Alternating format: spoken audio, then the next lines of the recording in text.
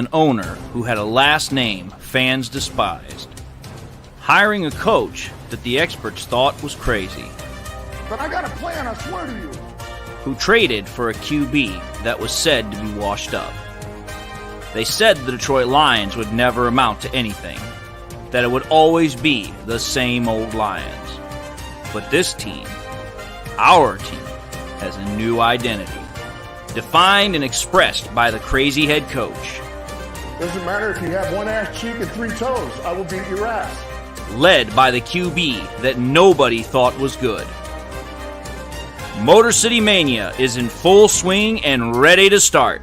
So join the show and be prepared for kneecap biting, because Motor City Mania starts right now. Hello, everybody, and welcome back to Motor City Mania. I know it's a little bit later than usual because it's not right after the game on Sunday, but as I said, I was on vacation. But all the same, irregardless, the Lions won against the Buccaneers, and I know there are a lot of Lions fans out there right now that are feeling really great, and I know a couple of them are in the panel, so let's go around the room. Jeremy, how are you doing today? Fantastic. Can't do any better. It's Victory Monday, people. Absolutely, absolutely. How about you, Jay? What are your thoughts on this? How are you feeling? I'm feeling fantastic, especially going against Baltimore next week. Yeah, we'll talk about that too, for sure, for sure. How about you, Wes? What are you feeling today? How are you doing? Couldn't be better. Couldn't be better. The Lions keep winning. It just keeps getting better and better. 13 out of 16 now. Yep, last 16 games we're 13-3. The Lions have done absolutely stupendous in that department. And I mean, I can't even remember the last time the Lions have won that many games in a row since I've been alive. Like, it would have had to be when I was a baby the last time they've actually done that well.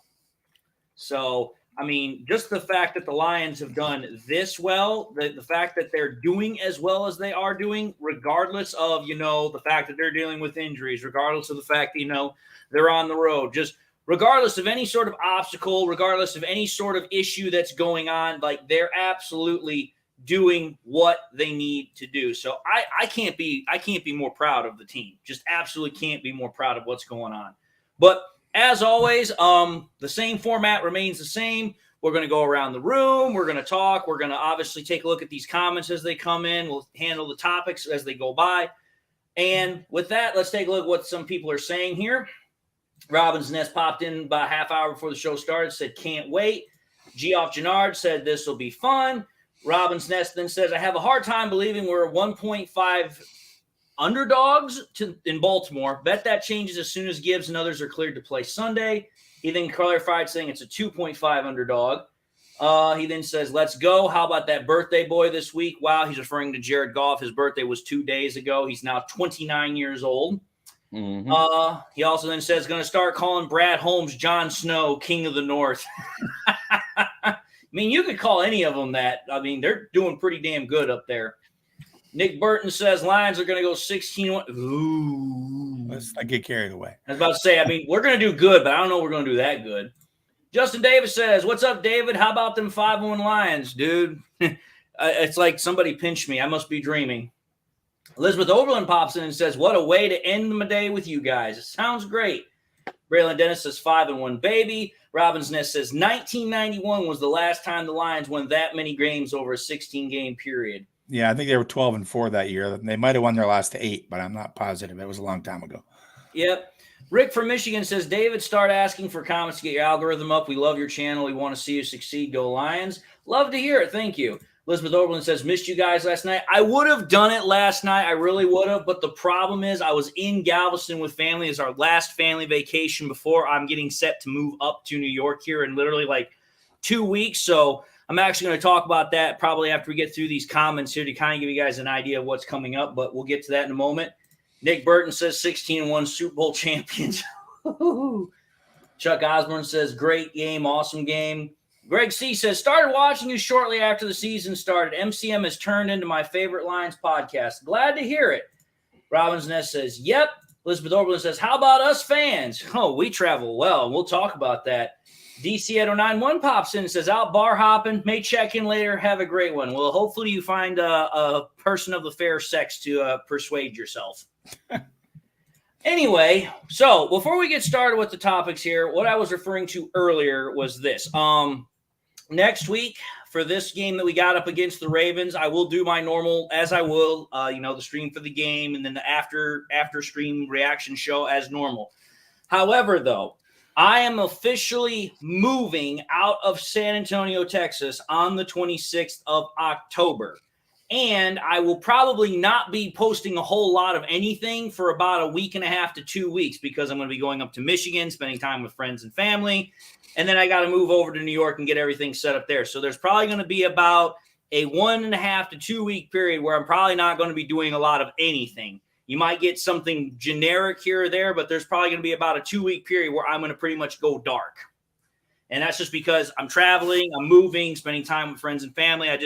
That's more important than, taking care of the podcast, which don't get me wrong. I love the podcast, but there's other things that are more important. So it is what it is. I just figured I'd let everybody know. So this last week is going to be like my last full week of content before the week after that, where I'm pretty much going to have to kind of cut it off midweek and then kind of do the moving process. But figured I'd let everybody know so that way they're not wondering, because even though I said in my last pre-recorded video I was going to go on vacation, I must have gotten 4 or 5 comments. They're like, hey, man, where'd you go? And I'm like, I said I was going to be on vacation. So, all right, without further ado, as we already know, all questions, comments, concerns, we'll deal with them as they come in. Hopefully we can get to them all as they do.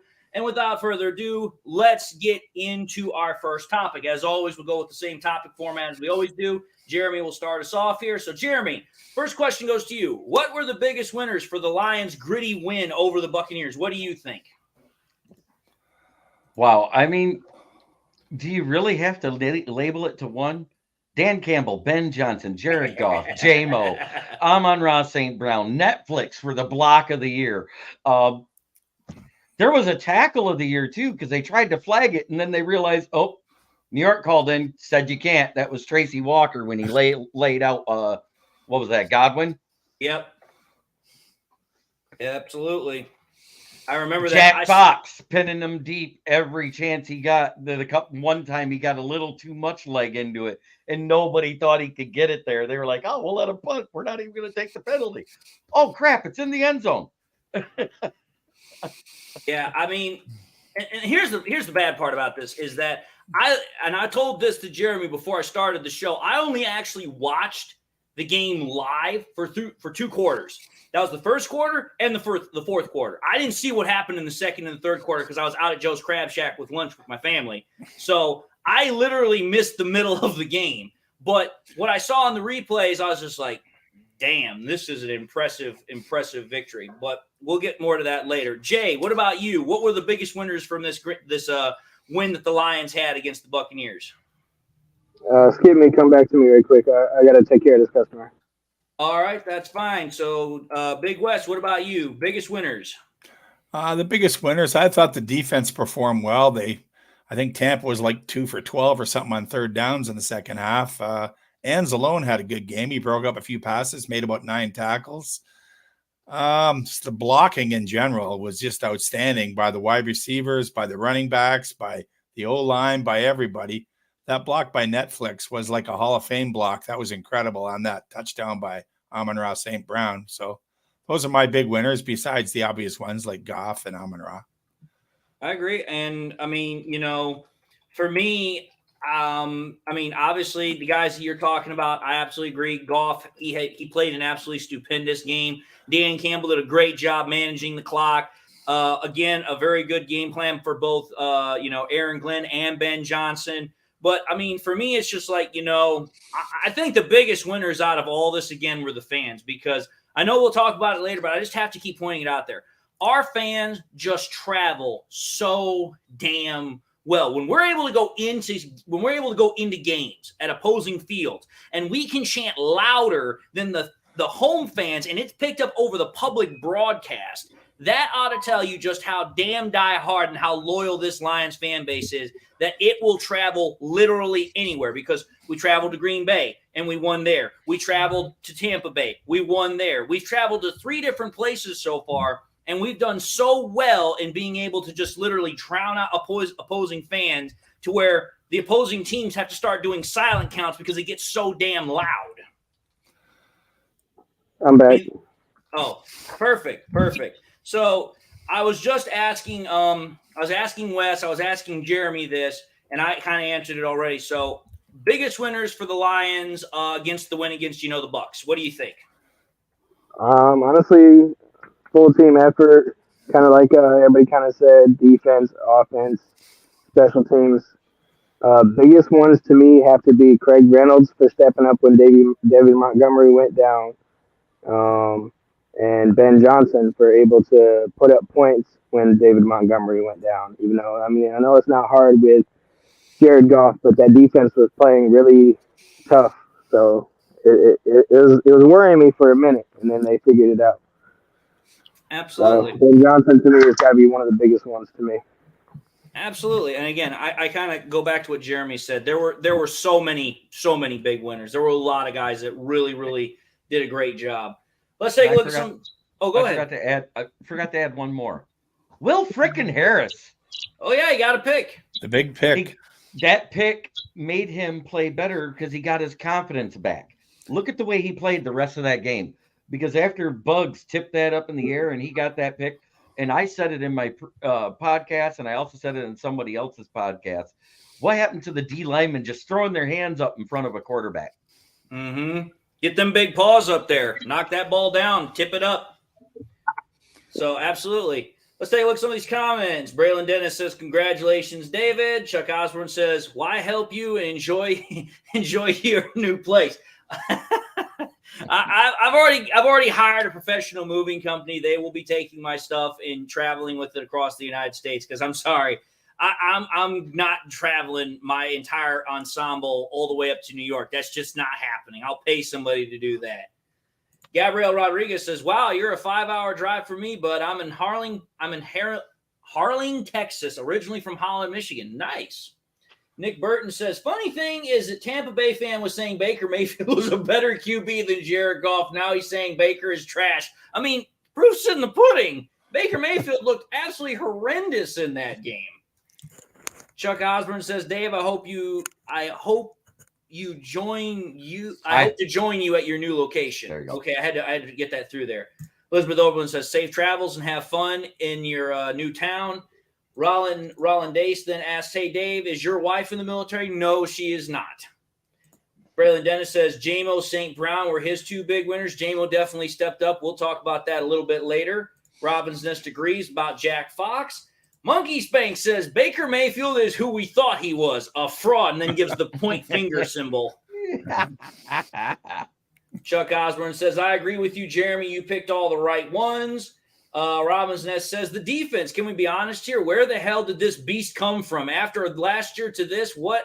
57 average run defense? My goodness. I mean, I'm going to be honest here. Again, I'm still waiting for the other shoe to drop, kind of because of the PTSD of Aaron Glenn's defenses in the past. But let's be fair here. This defense has played exceedingly well for over a month now. And credit has been earned, credit deserved. They have deserved all the credit they're getting to. However, though, I will say this.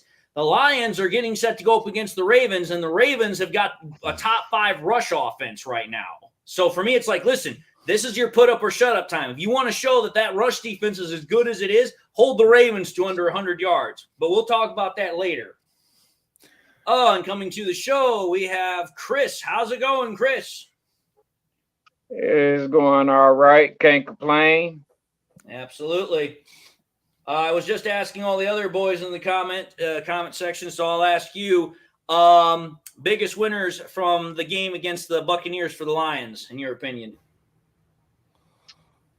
Well, I'm going to say J-Mo. I'm going to say D-Mo. I'm going to say Amara St. Brown, and JG did his thing. All right. Demo wasn't much of a winner, though. That's what I say. He got his ribs backed up. I understand that, but he was a soldier for taking it the way that he did because he still want to come back. And you saw how he made Gibbs feel. So I gotta get him a win for that. All right, I mean, it's your call. That's your opinion. That's fine. Everyone's entitled to it. Let's see here. Burns says biggest winners is us, the fans. Facebook user says yes, sir. Netflix then says what's up, peeps. Robin's Nest says that block. Oh my goodness, is that block new lion kneecap eating or what? Yes. Nick Burton says Bacon Gaming was saying Baker Mayfield was better than Jared Goff. Now he's saying he's trash. Dale says a little late, but happy Victory Monday. Like I said, I was in Galveston on vacation. That's why I didn't do my live streams yesterday. I do apologize. It comes with the territory. Nick Burton also says he's also saying the Lions will never win a Super Bowl. Yeah, that one I'm not going to buy. This is probably this is one of the best Lions teams that we've seen, probably even better than the 90s team. So the Lions are much closer to winning a Super Bowl now than they've ever been. Michael Fitzpatrick says the whole team coaching on down to the fans. And then Facebook user comes in with a huge comment, says, I am still so blown away by the fan support. I think we've been wanting to do this for so long that it's even more special to us than having just the Lions winning. I think we will feel it's time for real, and the fact that we finally get to celebrate our favorite professional football team without feeling embarrassed about it just gives us extra jubilation. Ken Button says that rib cartilage takes 6 to 12 weeks. We need another running back. If it took 6 to 12 weeks, then that would have been what Dan Campbell would have led with. He said that he'd be down for only a little bit. That's probably going to be a 2 to 3 week injury. You got to understand something here. These guys deal with injuries. They know how to handle pain. And again, if it's not a broken rib, cartilage you can heal if you actually give it time to rehab and progress. And again, you have to understand something here. These are professional athletes, not average day Joe schmoes. Hatter's House says go Lions. And with that, we'll go to our next topic. So, Jay, are you ready, or should I just move straight on to Chris? I'm here. All right. So we just went with the winners. We'll go with the losers. Were there any losers, in your opinion, from this for this game for the Lions against the Buccaneers? And if so, who were they? Mine has got to be Will Harris. Like, I understand he got the pick, he did the plays, but it just gives him more of a reason to stick around. And I didn't really want him in to begin with. I feel like he was just a crappy player, and now that pick just helps keep him here. All right, so I don't really have any other big losers. All right, so you're still not very big on Will Harris. Fair enough. What about you, Chris? Were there any losers for you for this game against the Bucs? Not in my book. I don't have any losers. I mean, I love the way that they did what they did, and I love how they actually dominate instead of the close games that they usually do. All right, fair enough. Big West, what about you? Did you think there were any losers from this game for the Lions, or not really? Just the fact that we got more guys injured, that's about it. But, I mean, we played well besides that. All right, fair enough. What about you, Jeremy? Do you have any? Baker Mayfield, Mike Evans. Baker Mayfield definitely. Chris was Godwin, he got laid out so hard. I think his grandkids are going to come out stupid. Yeah. I'm going to be honest here. I'm going to you got some more, Jeremy. Go ahead. Sorry. Yeah. And, of course, Todd Bowles. Yeah. Think about this. Todd Bowles was talking about, I think we're ready. His OC and his DC said they were a little nervous, and they had every right to be. And Todd Bowles should have acted like it. He kept on saying, "Yep, oh." Yeah, I mean, I'm gonna be honest with you. The Bucs in general, I think, were big losers. I mean, the fans were losers because they left before the game was even done, to where it was so obvious that they were getting chanted out of their own stadium.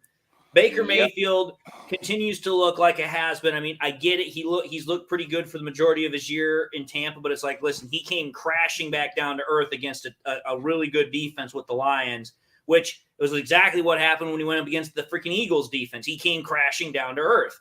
So for me, it's like that one kind of was another like real reality check for the Bucs. But if there was one Lions player that I think was probably the biggest loser from yesterday's game, as much as I hate to say it because he's been playing well really, really all year, it's got to be Sam Laporta.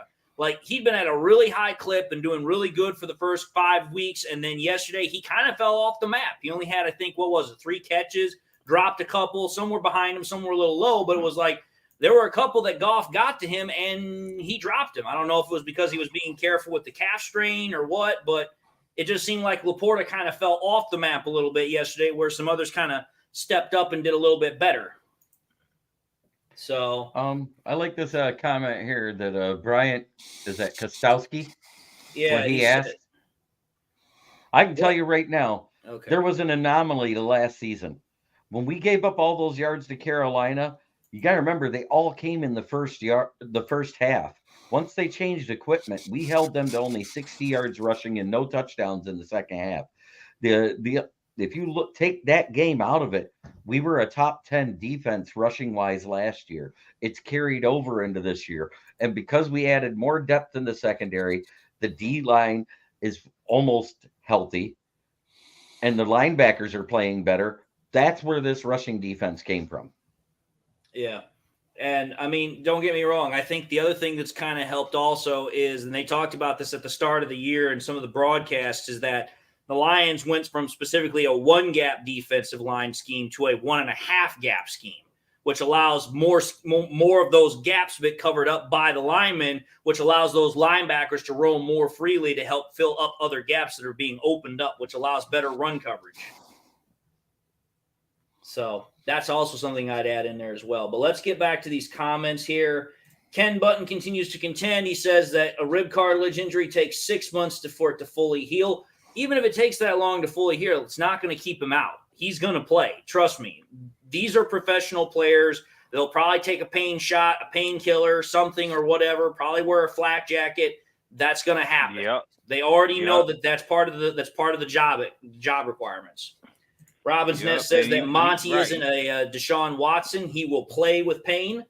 Michael B says, I'm finding it really hard to want AG gone now. I keep waiting for the other shoe to drop, and it hasn't. Again, I've said it before. I'll say it again. Is AG playing really good right now with that defense? Does he have it playing well? Yes, he has. But to be fair here, and I know people don't want to hear this, AG's defense has not really had to go up against the top offense since the freaking Seahawks game. Because think about it here. The Packers aren't a top offense. The Panthers aren't a top offense. The only thing about the Falcons that was good was their run defense, which, granted, we shut that one down pretty well. And then the Bucs were a middle-of-the-road offense. The best offense we've played so far this year was the Seahawks, and that was without their two starting tackles. I think you're forgetting Kansas City, too. Yeah, but they didn't have Travis Kelce. And if Travis Kelce had played that game, that would have been a much different outcome. Oh, I don't care. Yeah. Wait, let's look at Kelce's first game back. He had 4 catches on 10 targets and 36 yards, no touchdowns. True, but he also was coming off of an injury. Prior to that, he was fully healthy. The same injury he had just before our game. So even if he'd have been able to play, he'd have been a non-factor. That's what I'm trying to say. You know what? We can only play the teams on a schedule. We can't have no control over that anyway. So. And again, I'm not trying to make it sound like I'm not trying to give Aaron Glenn credit. I'm just simply saying here, people are going to make that argument for a reason, because they're going to say, oh, well, if you're not playing against a team's top opponent players, that should be something taken into consideration. And I do agree with that, but it's like, how much can you really value or weigh it depending upon what they could have done in the game? You can't really make that statement one way or the other. I'm just simply stating that the best complete offense that the Lions have played against was a Seattle Seahawks offense, and that was without both of their starting offensive tackles. That's all I'm saying. Ken Button thinks that the biggest losers from yesterday were the 49ers and Eagles because they both lost, which that's true. So did the Seahawks. Robbins Ness said that Godwin's ancestors did hurt. Chuck Osborne says the Tampa Bay fans are not happy. They shouldn't be happy. Their stadium got conquered. Exactly. We came, we saw, we conquered. They're lucky we didn't board the boat. Exactly.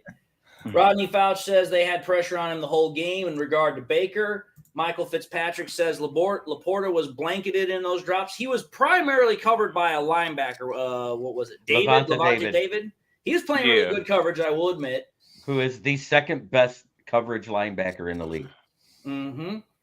Robin's Nest says, biggest losers, Goff haters. Goff has entered legitimate MVP discussion on nation channels. I mean, Yep. Yes, sir. he Yes, has, sir. and I'm pretty confident that the betting odds are going to start reflecting it. If I recall correctly, before I entered in the stream, I checked FanDuel or Fan something, whatever it was, and he's currently now up to 8 in the betting, tied for 8th in the betting. So he went from 12th to 8 in 1 week. Ken Button says, calling for AG head is akin to saying you know more than Dan Campbell. That's my opinion. Don't get snobby on this channel. Michael B said, I wouldn't consider the Seahawks a top offense. AG was just stubborn and wouldn't deviate from the scheme he convinced himself would work. That loss came down to a literal coin toss. The last part of that statement I'll definitely agree with. The fourth quarter came down to a coin toss. Yeah, the overtime did. Because whoever won the coin toss was winning because both defenses were gassed. I think we lost that game because we turned the ball over twice and gave them 14 points. Let's consider that too. Yeah, That's you also had 2 turnovers due to going for it on 4th down, which led to another 10 points. There you go. So that's Either way, 24 points. But those right turnovers there aren't AG's fault, as I'm saying. The offense did those. So a pick 6 and then a fumble on our own 17. So and that's why we lost that game. We gave them 14 points. My whole point is this. The Lions defense is finally doing what we wanted it to do. It's finally doing exactly what Aaron Glenn said when he became the defensive coordinator, wanting to be the best defensive coordinator that the Lions had ever had. This is what I expect from a best defensive coordinator. Hey, you've got a fringe top 10 or just over top 10 defense right now. You're shutting down opponents' deep offenses. You're actually putting them in their place. That is what I want to see. To me, it isn't his coordinating that has changed. It's because we have better players now than we had the last 2 years. Rolando Day says the biggest winner was us not hearing the Bucks cannon go off. Fantastic. Yep. Let's see here. Chuck Osborne says the Seattle Seahawks are a loser. There were a lot of losers yesterday, both figuratively and literally from around the NFL. SW Lion 16 says, what's most impressive about Goff's performance yesterday was that Tampa Bay made the Lions one-dimensional, yet he was responsible for the Lions controlling time possession with a passing attack. We will actually talk about that later, but I know Jeremy definitely agrees with you. Soda Pop Soden says, what up? Vision Stealth says, I would love to get Patrick Surtain so somebody is able to keep up with Jefferson or Tyreek. We'll kind of briefly talk about that a little bit later, but we'll go with that later. Justin Davis says, people might say we haven't played a good offense yet, but playing our own offense in practice probably has a lot to do with why they have been so good lately. Lions offense is top 5. They've been top 5 now for going on a year and a half, almost 2 years. 2 years. Mm-hmm. Rolando, okay, going back to that. Babo Yoop says, Rolando, not as bad as that fucking horn in Minnesota. Amen. Burns says, biggest looters, ref, because since we are becoming country favorites, kind of they can't call horrible calls on us anymore. Greg C. says, the Seahawks game was a wake-up call, and I think that coaching staff learned a lot from it. Michael Fitzpatrick says, give the defense credit. The run game is lights out. The improvement of the linebackers and defensive backs is getting better and better every game. Absolutely, it's getting better, and I acknowledge it. And that's what we needed it to be because, again, what was the main weakness with our defense for the first year and a half in Detroit? We couldn't stop anybody running the ball, whether it was a running back or a running quarterback. We couldn't stop anybody. Mm-hmm. Now we're able to shut them down because, hey, we played 6 games this year. We've held all 6 opponents to under 100 yards rushing, and no quarterback. Better than that. And no quarterback has gotten any scrambling against us either. So again, ask Jalen, does it hurt? What do you got, Jeremy? Saying that we held them under 100 yards rushing is an understatement. In 6 games, we've held opposing teams to under 400 yards rushing. No, I'm just saying as a totality because some I know we've held under 50 yards rushing. Yeah, I'm saying as a totality, it is exactly 398 rushing yards against through 6 games. Yeah, I think the average is like 65 yards now or something like that. It's not much. 64.8. Right. 64. Yeah, and I get that. I'm just simply saying when you talk about most offenses, the average you're looking for per game is 100 yards. And for every game that we've played, we have held every single offense to under 100 yards rushing, and some of them to even less than 50. I don't think it's so much our defensive coordinators coaching that made our defense better this year. It's the same guy. I think it's the players are better. We have better players. We have better secondary players, better linebackers. The younger guys are getting better that weren't as good last year. Like, we're just improving. No, and I agree with that as well, because when you bring in young players, the expectation is they should get better. Well, and as they get better, they should play better, which in turn means you should get better results on the field. Well, I'm gonna say this. I'm gonna say that you know what I'm saying. I'm kind of on the understanding of both sides, but at the same time, I'm gonna say this. Aaron Glenn got to get rid of his. I'm gonna say Patricia way of thinking, like his way is the best way. He got to listen to the players and the other coaches, and if they have an ideal or any type of suggestions for the betterment of the team, just take it. Like, basically, like, say for instance, CJ say, oh, he stepped off on his left foot, so that's where I can get him. Don't you think that? Glenn gonna be like, nah. But if Glenn would have took off CJ's suggestion, that could be for the betterment of the team. And Glenn don't understand that until he do and let go, we gonna lose that game. But when he's open, he like, all right, y'all got it. This is what happened. To be fair, and again, I'm not the biggest Glenn supporter, but to be fair, even Ben Johnson has talked about that. And he's like, listen, we have different people that'll come up and give suggestions for the offense. And he's like, there might be 10, 12, 20 different suggestions that come up through the course of a week. And maybe only 2 or 3 of them will actually get in. And it's like, listen, while everyone should have suggestions about what's going to happen on the field, the coach also can't be just like, changing everything up last minute. There has to be some sort of consistency to what you're doing. Absolutely. So that's all I'm going to say on that. Yep. Hatter's House 710 says, we need to clean up these penalties. I heard them say we were top 5 in the league in that category at some point during the broadcast. Yeah, we have had a bit of dirty laundry. Okay, that was right before that was right after the first penalty was given. You realize we only had 5 penalties for 35 yards, and the Tampa Bay Buccaneers had 5 penalties for 35 yards. Yeah. So we did clean it up a lot, because last week it was almost 80 yards in penalties on 9. You notice they pointed out to this refereeing crew that did this game, to me, is the best refereeing crew in the NFL, because they don't give out very many penalties. Right. They let a lot of shit go and let guys play, which I like. And they also do it very fairly. Yeah, I like the way they huddle after and just make a decision. Was that a good call or not? And they pick up a few flags. They do the right thing. Well, and the best example I can think of is that Tracy Walker hit. They instantly threw the flag, but then they went over. They talked about it. Where it was like, no, there's no flag for actually hitting a person in the shoulder area. Shoulder to chest. It was a good hit. Right. No, it was a good, clean, solid hit, which is exactly what football should be. Exactly. And for me, it's like, if that's the way every officiating crew in the NFL did it, I would have no problem with the fucking refs. But almost no officiating crew does that. No, the rest are like Cleet Blakeman. Exactly. Hands to the face. Hands to the face. And just to put this in perspective here, because with that comment about the penalties, I actually wanted to check this out here. The Lions currently in the NFL are ranked. They are tied for. Let's see here. They're tied for 14th least in terms of offensive penalties, because they've only got 36 offensive penalties.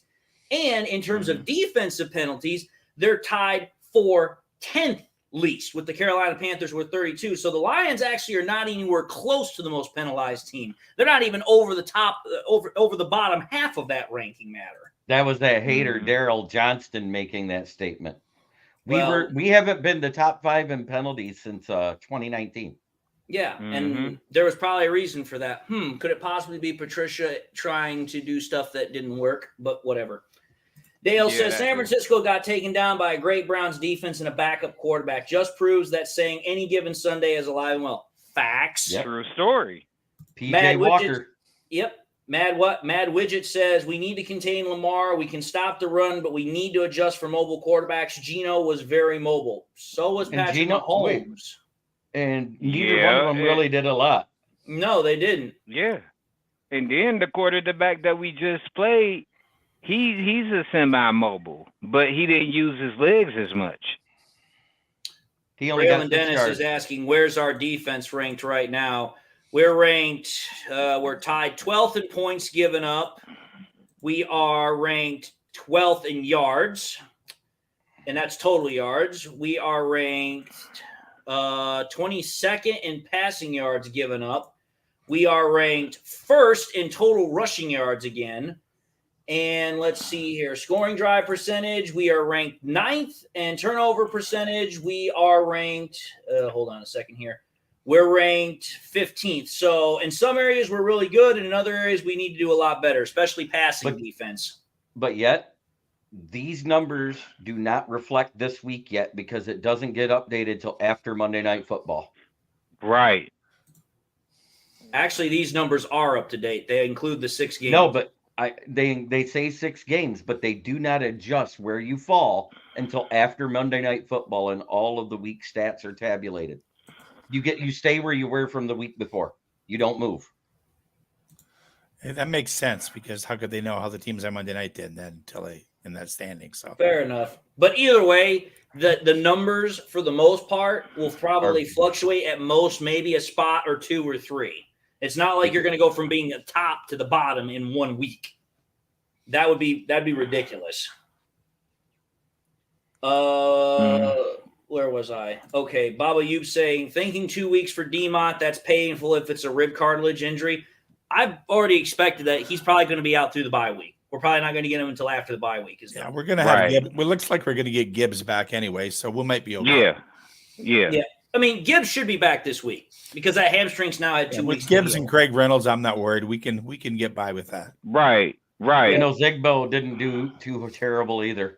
He wasn't like what's his name that you used to rag on so much? Jamar Jefferson. Oh, Igwe. Yeah. Yes, Igwe that was the one you used to rag on the most. SW Line 16 says their depth is being tested on both sides of the ball, and the fact that they're still winning shows how much that depth has improved. That is definitely true. Absolutely. Baba Youb says 49ers list CMC and Debo. We have proved next man up. They have not. That's right. Chuck Osborne says, no. You want to take that even further. Let's go to the divisional or championship game last year when they lost Brock Purdy. That whole team folded up shop. They couldn't do shit. I remember that. Did you guys watch that game? Brock Purdy didn't do shit this game either. I didn't look too good. Hey, you get pressure on him. He's just a normal guy like anybody else. And they were it's getting his first loss ever as a starter that he started all the way through. Yeah, in a game that he finished the game. Yeah, that's true. Yeah, I get that. Because everyone was like, well, he hasn't lost a game that he started all the way through. Now you can add one to that tabulation. Chuck Osborne says, my concern is next Sunday's game against the Baltimore Ravens, Aaron Glenn's defense. Will they stop the Ravens offense? We'll talk about that a little bit later, but that is definitely a good topic. Nick Burton says, will David Montgomery be back next week? No. I doubt it. No. They're probably going to sit him out till after the bye because we have a game against the Ravens, which they're a physical defense. And then maybe we might get him for the Monday night game against the Raiders because it's an extra day, but I doubt it. Jay Mommy pops in and says, the Lions have already played mobile quarterbacks and the flags are partial to the officials. That's pretty accurate. That's true. Yep. Rufus Hayes gives a donation and says, we need a serviceable running back to help weather these running back injuries for the next few weeks. I mean, it's possible the Lions might do that, but again, I kind of agree with Wes. If Gibbs comes back, Gibbs has already shown that he can work as the running back out of the backfield because the 1 week Montgomery couldn't play, he got like 80 yards rushing or some shit? Yeah, and we've still got Craig Reynolds to get the tougher yards up the middle on short yardage. Oh yeah, I was about to say even through what was it, Hard Knocks into now, man, Netflix a tough cookie. You just gotta let him be tough. He sure threw a hell of a block too. Yes, sir. Yes, sir. What do you got, Jeremy? What do you got? I'm waiting for everybody to quiet down now for a second. According to just prior to the games being played, because that's what they said, its defensive rankings are prior to week 5 or prior to week 6. The Lions were 7th in overall defense at 292.8 total. That's rushing and passing combined. This week, you know what we gave up? Not that much. Not much. 252. Not much. 252. So that number's going to go down for the average yards given up. We might be top five. We've given up 12 touchdowns, and that didn't change. Yeah. Nope. They couldn't even come close to sniffing a touchdown yesterday. Nope. Elizabeth Oberlin pops back in and says, agree, I've been mulling over Patricia. This which is AG giving some credence to what the players have to say. Treating the players as an integral part of time whose opinions are value added. This is true. Mm-hmm. Justin Davis says, we'll talk about that later. Rolando Day says, the reason why our passing D is the way it is because our offense is outscoring everyone and they have to pass. This is true. But at the same time, let's bear in mind here, we have added a lot to that defensive secondary. Granted, some of it is out with injury. Brian Branch, CJ Gardner-Johnson. So, yeah, that's and true. Emmanuel A lot of Mosley the just got passing injured yards again we as give well. up are in garbage time when we're just letting them tic-tac down the field because the game's over. We got a 2-score lead at the end of the game. And, you know, those yards don't really mean nothing in the big picture. I removed it. Wow. I'm not going to deal with that bullshit. I'm not going to. Listen, if you don't like what I have to say, you don't have to watch my content. It's that plainly simple. I have said what I have said about AG. I've given him credit where credit is due, but I am not going to just go and do whatever other people want to say just because, oh, well, I think you should. Well, if that's what you think, that's fine. But I'm not going to adhere and freaking have Big Brother over here tell me I have to do something because he doesn't like my opinion. That's not the way this works. Last time I checked, I still live in America. Amen. Baba Youp says, watch the Ravens game. Henry gives them fits. CR runs like him. Gibbs is faster. I will definitely have to watch the Ravens because I haven't really paid much attention to them because the Ravens haven't done really shit all year. Robbins Nest says, Gibbs and Reynolds. Braylon Dennis says, 49ers have a crack in their armor. Yes, they do. Yes, they do. All right. Let's move back to our next topic, which Jeremy is now up first. So I actually talked to you, Jeremy, quite earlier about this. This is probably going to get some comments from the fans because this is definitely a fan favorite. So CJ Gardner-Johnson just recently got into a social media scuffle just the other day with 49ers wide receiver Deebo Samuel. Thoughts on the altercation? What do you think? Do we really care? Neither one's going to be on the field for weeks yet. Exactly. You know, go get them a celebrity death match and a Hell in a Cell match on WrestleMania next summer. Let them duke it out. I'm all for it. Who do you think would win between the two? If fully healthy, obviously. If fully healthy, I think it's going to be a great match, but CJGJ has that dog in him. He'll probably win because Deebo proven he can't fight through a toenail. Okay, fair enough. What do you think, Big West? What are your thoughts on the whole? Yeah, I don't give two shits about Twitter wars. I really don't care. I care I care even less about whether Taylor fucking Swift is at the game. So I mean, I just don't care about what people said about hearing about it during our games. God, exactly. I don't care about what one player said about another player on Twitter. I really don't give a shit. Yeah, and let's not let this show be taken over by Taylor Swift comments again. Let's let that be the last time we mention her name. But I get your point. It won't be. What do you think, Chris? What are your thoughts on the whole altercation between CJ Gardner-Johnson and Deebo Samuel? Well, I'm going to say this. I haven't seen what went down or what was transpired, but if you put them back on both of the field healthy, my dog is going to eat him up. He already got a whole bunch of people behind him. He already putting on masks, plus he already got the experience as far as being a lockdown ball hawk, so my boy going to win it. Okay. CJ Gardner-Johnson all day. Okay, it probably would just be better off if I actually tell what actually happened. So hold on here. I need to pull up the freaking thread here. So what happened, just so that everybody knows here, is that if you go back to the 49ers and Browns game, there was an altercation where the teams kind of got into a scuffle prior to the game starting.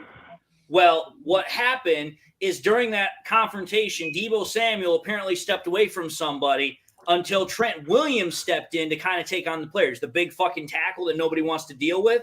So Gardner-Johnson decided to say to Deebo on Twitter, Oh, you see Debo run, typical wide receiver behavior. Then act hard when Trent tried to save him. So Samuel responded by saying, boy, stop playing before you get a rewind of this. Boy, sit down. To which he responded with a video clip from 2020 when C.J. Gardner-Johnson was with the Saints. So then Gardner-Johnson then rebutted again, said, Trent can't save you when you see me on the field, on and off the field. Carry on. That was the response. So these two guys are kind of like sparring on freaking Twitter, like saying that they're going to freaking duke it out like in real life. And it's like, first and foremost, you two are broke as hell. But it's kind of like, okay, here, given the nature of the fact of how competitive these two guys are and where the Lions are currently and where the 49ers are currently, there is a possibility that at some point in the future, we could go up against these two. So yes, sir. So that's the background of what I'm talking about here, because that literally just dropped like an hour ago. So some people might not be fully aware of what's going on. So now that everyone is, what do you think, Jay? What do you think of that whole back and forth between Samuel and Gardner-Johnson? At first, my answer was gonna be like I didn't know nothing about it, but at the end of the day, I'm gonna have to support CJ. You know, if they want to throw hands, like let's go. You know, their fans versus our fans. Let's all get into it. But at the end of the day, I mean, I just feel like it's more friendly competition. Them trying to get after each other to make it good for if and when the 49ers can make it to us. Well, I'm just going to say this. As far as the back and forth on Twitter, at nothing else, if you just leave it as it is, it's wildly entertaining. It's humorful. Because it's like, listen, let's understand something here. You two ain't going to do anything off the field, number one. And number two, you guys are so broke right now, you can't really do anything. Like, case in point here. C.J. Gardner-Johnson, he can't even really do anything with his right arm because his pectoral muscle's torn. And freaking Debo, he's screwed up with his legs, so he can't use his legs. So one can't run and the other can't throw a punch. So it's like, what the hell are you going to do? Well, they could both use their mouths still, apparently. Those aren't broken. That's true. Hey, why don't they just go back in the day like how we used to and do an Oklahoma drill, run at each other, and just hit helmets. Nothing but helmet. No shoulders, no knees, no nothing. Straight helmets. Well, they'd have a problem with that because in the Oklahoma drill, I remember you lay on your back and got up and tackled each other. So yeah, that too. So Debo would have a problem because he couldn't get off the ground with his legs, and CJ couldn't get off the ground because he can't do a push-up. Hey, bro. Can you, like, know what I'm saying? See where I'm going at with the advantage that we got and he don't? We got legs. I get what you're saying. But I'm just going to say this. The narrative has been set, and if there's one thing I know about the NFL, they love narratives, they love storylines. Don't be surprised if we match up with the fucking 49ers and this story comes back around some point. And our defense and fucking Debo Samuel on offense, they get into a scuttlebutt on the fucking field and all hell breaks loose. It's what you call the NFC Championship game. That's where we'll meet the 49ers. If we play them, that's where it'll be. I agree. Yep. And I mean, at this point, I agree with my dad, and I've had conversations with him. I think the Lions have got a 50-50 shot to get to the conference championship game at this point. A 50-50 Absolutely. shot. I believe they'll win the first round of the playoffs because I don't think they're going to win the divisional bye because that goes to the best NFC team in the conference. They'll win they'll win the wild card round. They'll probably win the divisional round depending upon seeding and who they get matched up against. I'm not so sure they don't get the bye. Look at the records. Look who they have left to play and who San Francisco and Philly have left to play. They both have tougher schedules than us. We have a chance. I agree. And they both play each other. Yeah, they play each other too. We have a chance to get that bye. Don't count us out. I'm not counting us out. I'm just simply saying I'm not expecting it. If it happens, I'll be happy as a pig in shit. Won't we all? Yeah. But that's all I got to say on that. Let's take a look at some of these comments here. Robbins Nest says that David Pike, you've been consistent and unapologetically honest. Thank you. I try to be. Jay Mommy says Tampa was 2 for 11 on third downs, which is downright god awful. Rodney Fouch says right toe. I think that's what he tried to say instead of right toe. Oh, he's talking about what Deebo Samuel's injury is, his right toe, which good luck trying to do anything with a toe injury. Jamie Guerra comes in and says, Victory Monday, go Lions. Absolutely. Amen. Zachary Cleary says, I've been hearing a lot of chatter about trying to get a defensive end. Do you believe that it's going to happen? We actually have a topic that kind of centers not totally around that whole center thing, but it actually kind of is in a broad sense. So we'll get to that a little later. Let's see here. Robinson says Deebo might steal his bike. Braylon Dennis says CJ is whooping Deebo's ass. Rodney Fouch says, fellas, what happened to that kid from camp, running back UDFA out of Minnesota? Injury. Ibrahim out for the year. Season, Mo Ibrahim. There's Ibrahim. Nothing that says that they can't bring him back next off season to try and let him come back and try out again, because I heard good things while he was in camp, but he didn't make it through preseason. Yeah, he hurt I think it was his knee, wasn't it? Yeah, he's Something out. like that. Elizabeth Oberlin says, CJ GJ, come on, keeping himself relevant for when he comes back and being a vocal Lions badass. Amen.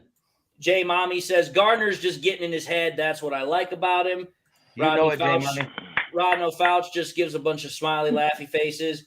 Bobo Yoop says, Deebo is snotty. So is CJ GJ. Let them argue on X. Trent Williams is also hurt ankle on a 300-pound man. Good luck. Yeah. Amen. Robin's Nest says, Deebo at Ford Field on late January. Make it happen. Yeah, I don't know who'd win a fight, but I know CJ's king of the crowd trash talk for sure. Oh, I was about to say he can trash talk with the best of them. Yeah. With the best of them. He is kind of like the Larry Bird of the NFL. Oh, boy. All right. We've gotten through our comments, so let's get to our next topic here. So, Jay, are you there? Because you're up next. I'm going to say that's a no. So we'll That's start a negatory, Ghost Rider. Yep, that's a negatory. So Jeremy will start us off here. And we've kind of actually been, playing around this topic, beating around the bush. So here it is.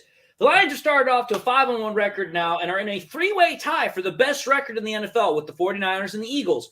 Do the Lions have a shot at contention? What do you think, Jeremy? Does a bear shit in the woods? Yes, it does.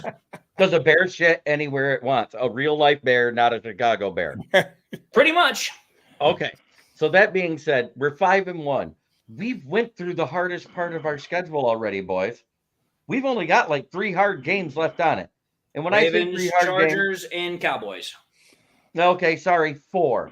Because there's one stadium Dan Campbell wants to check off his box this year. U.S. Bank Stadium. U.S. Bank Stadium. Until we win there, you can't say it's guaranteed we're winning there because it hasn't happened yet. We have lost twice on the longest field goal by their freaking kickers ever made.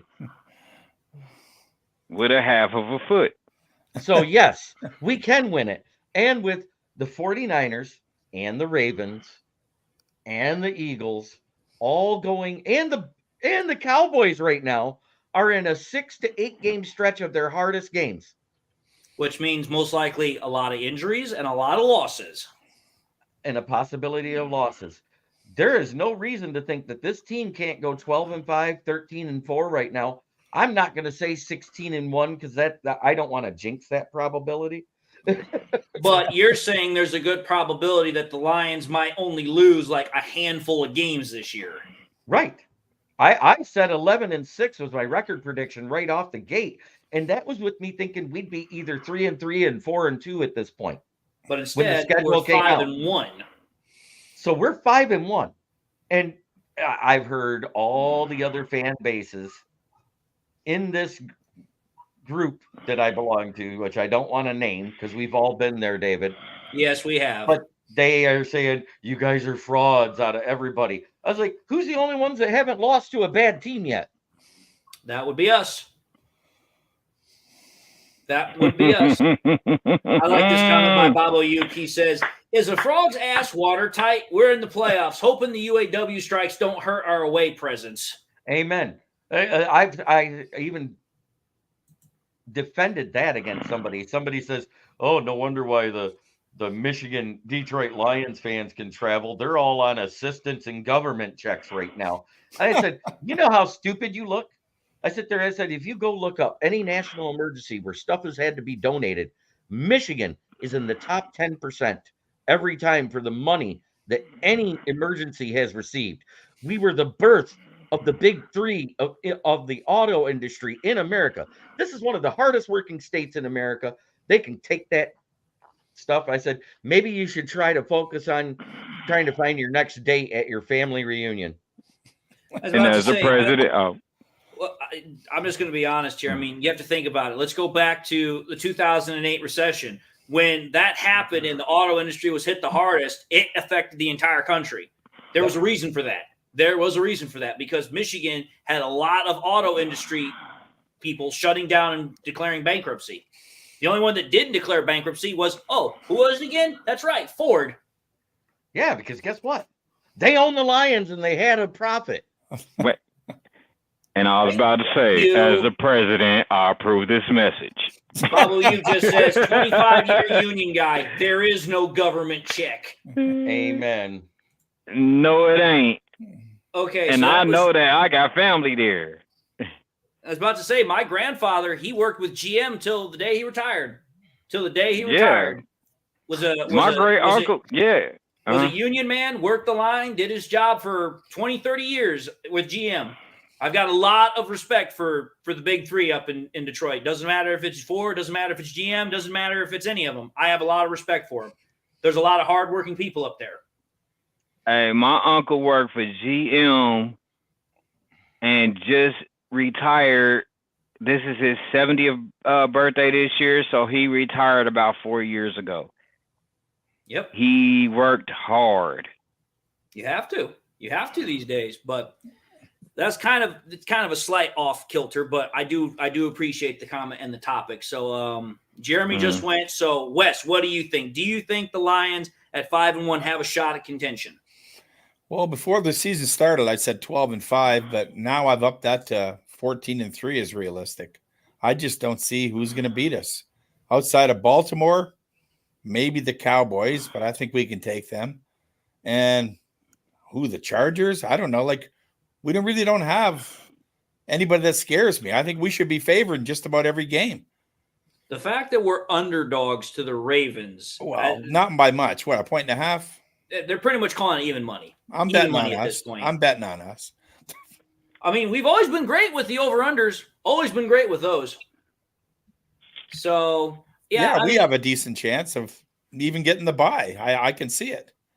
Yeah, I see it too. Philly and San Fran have way tougher schedules than we do the rest of the way. Yeah. And they play each other. I was about to say, Chris, go ahead. What's your answer? I'm going to look this up actually right now. Okay, I'm going to say this. The only team that I'm really worried about right now because they physical and even though they play semi-clean, they know how to, be physical beyond the ref's eyes is the team that we're going to play next week. Other than that, I'm not worried about anybody else, including the Cowgirls, because I just talked to my brother down. He's down in Texas, and he's visited them, and he talking about, man, Dak gonna wake up. I said, Dak knocked out cold. Leave him alone. Yeah, I mean, I'll save my comment here in a moment. Jay, are you there? Yeah, sorry, I'm here. I'm just at work. I had to deal with a customer. No, I just wanted to make sure here before I potentially answered. So, Lions 5-1, 3-way tie with the Eagles and the Niners. Do the Lions have a shot at contention in your book? I believe they do. Like everybody else kind of said, there's only a few games I'm actually worried about, and I'm not worried about Baltimore anymore. I was worried about them. Only ones is Chargers, Cowboys, only because I feel like the refs are gonna fuck us. No offense to this. I'm not really worried about their talent or their players. I'm more worried about the refs. And then, as Jeremy said, I'm worried about the Vikings because we have not been able to win at US Bank Stadium in a while. Yeah. So here's what I'm going to say, and I'm going to kind of pool everything that everyone's saying right now here. If you take a look at the Lions' remaining games, as Jeremy highlighted very, very well, if you think about it, the only games that are left that the Lions realistically have to worry about is this game we got coming up against the Ravens, then the Chargers game, then the Cowboys game, and then the one game at the Minnesota Vikings in their place. Out of those 4 games, I think we take 3 of them. I think we take at least 3 of them. I think we win against the Chargers. I think we win against the Cowboys. And I think we win against the Ravens. The only one I'm not sure on is the Vikings, because the reason why is I think the Vikings are going to be crap at that point, but they're still going to play with pride. They are division rivals. They're going to try and hand it to us just because they can. But if you think about it this way, those are the only games on our schedule that worry me. If you take a look at the 49ers and the Eagles schedule, just listen to this. This is going to really shock you. Take a listen to the Eagles' next couple of games. They go and play Miami. That's going to be a hard one. Washington, they should beat Washington. Then they play Dallas. Dallas always seems to play really well against the Eagles. Like, they may not always win, but they always play really well. Then they play Kansas City. Then they play Buffalo. Then they play San Fran. Then they play Dallas again. Then they play Seattle. And then they round out the year with 2 trips to New York and Arizona. So literally out of their, let's see, 1, 2, 3, 4, 5, 6, 7, 8 next games, they've only got 1 that I consider a give me, which is Washington. The rest are all toss-ups. Then you go to San Fran. Theirs is a little better. They go to Minnesota. They should win in Minnesota. Cincinnati, if Joe Burrow continues to play like he's been playing, that could be a toss-up. Jacksonville, going to depend on Trevor Lawrence's health. Tampa Bay, we just spanked them. They should win that game. Then they play Seattle twice in a 2-week span and play Philadelphia, then Arizona, then Baltimore. So out of those 2 teams between Philly and the San Fran 49ers, the Eagles have a very, very next difficult 8 weeks. I think the Eagles are probably only going to win about half of the games that they've got over the next 8 weeks, because here's the thing. Out of those first 5 games that they played, they were not winning those games dominantly. They were barely winning them.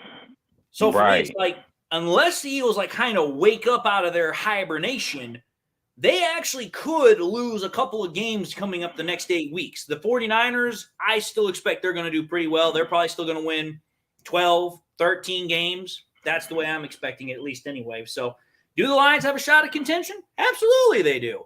And just like Wes said, I think that based upon the fact of the 2 biggest opponents that we have in the NFC, which is the Niners and the Eagles, we have a shot at the bye week. I looking at the schedule, I believe it. I can take a look at it. That's why I said we have a legitimate shot at the bye week. And coming back in is Wes. I think he kind of dropped out because his camera is giving him issues because it keeps kind of freezing on him. Mm-hmm. But we'll see if he got it fixed or not. At least his audio still works. Let's take a look at some of these comments here really quickly.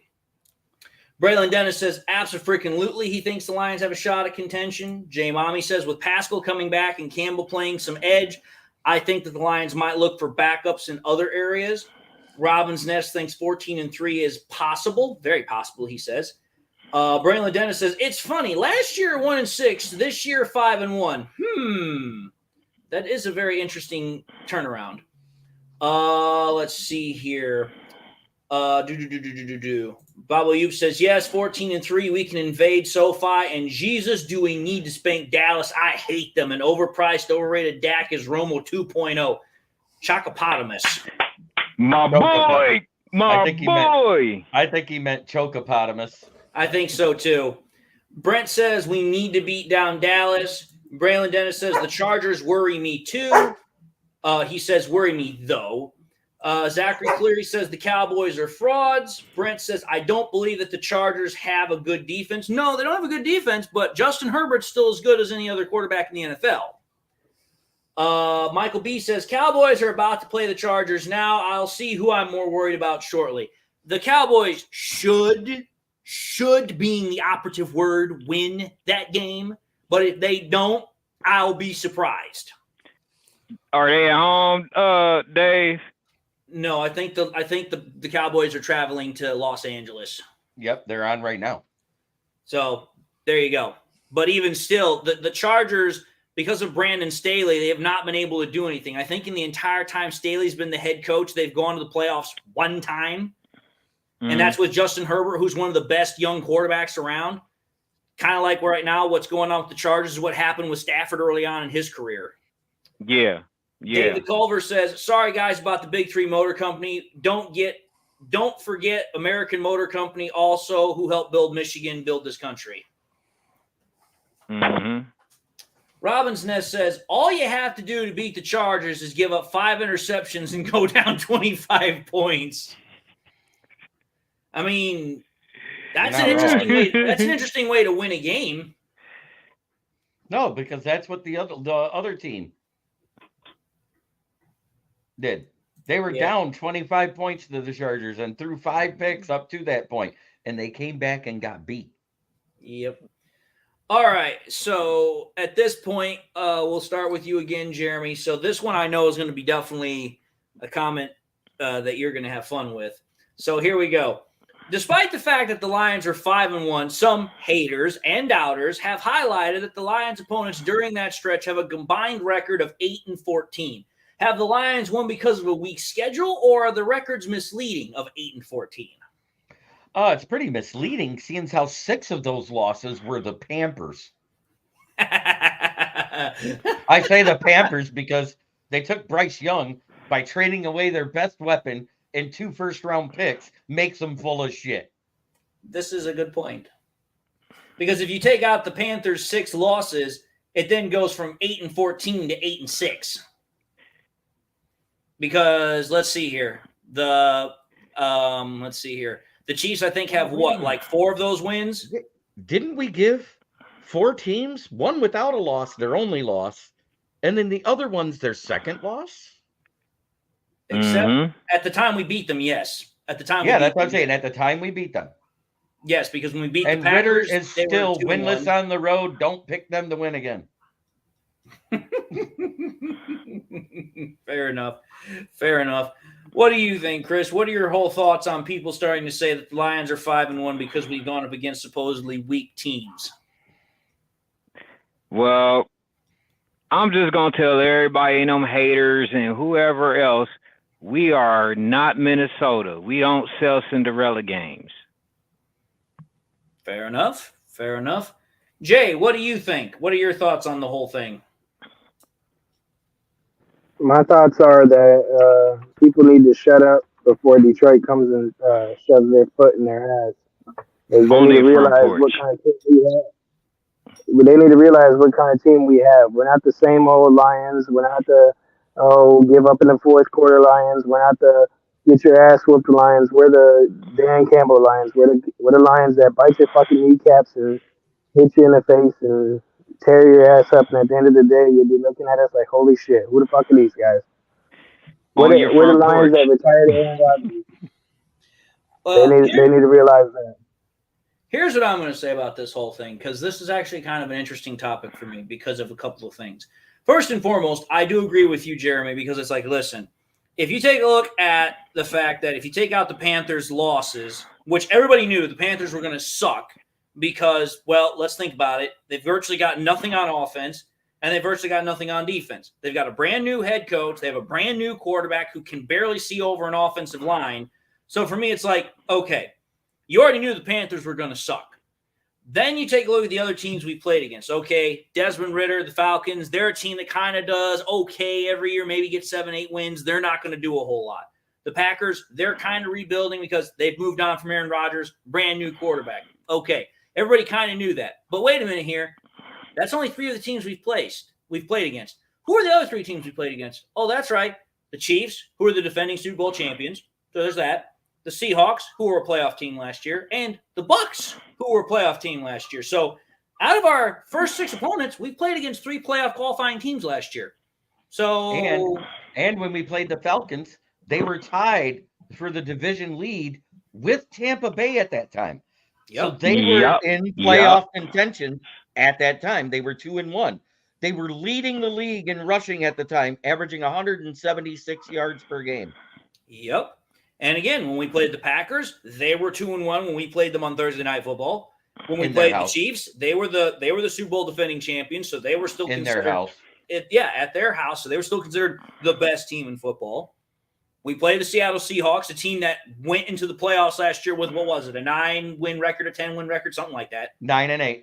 just like us. So it's like, listen, it's like, it's not like the Lions have played against scrub opponents. Like, if you really want to talk about the only scrub opponent we've played against has been the Panthers. Every other team has at least something to work with or something to ride against us. So it's like when people want to say that, oh, well, you guys have only played teams with a combined record of 8-14. Okay, what's your point? You're not taking into consideration when we played those teams and their backstory. Okay, wait. So we gave Kansas City their first loss. Seattle had one loss when they came to us. And everybody else, we gave them their second loss. You know what I got to say? Suck it. Let's take a look at some of these comments here really quickly.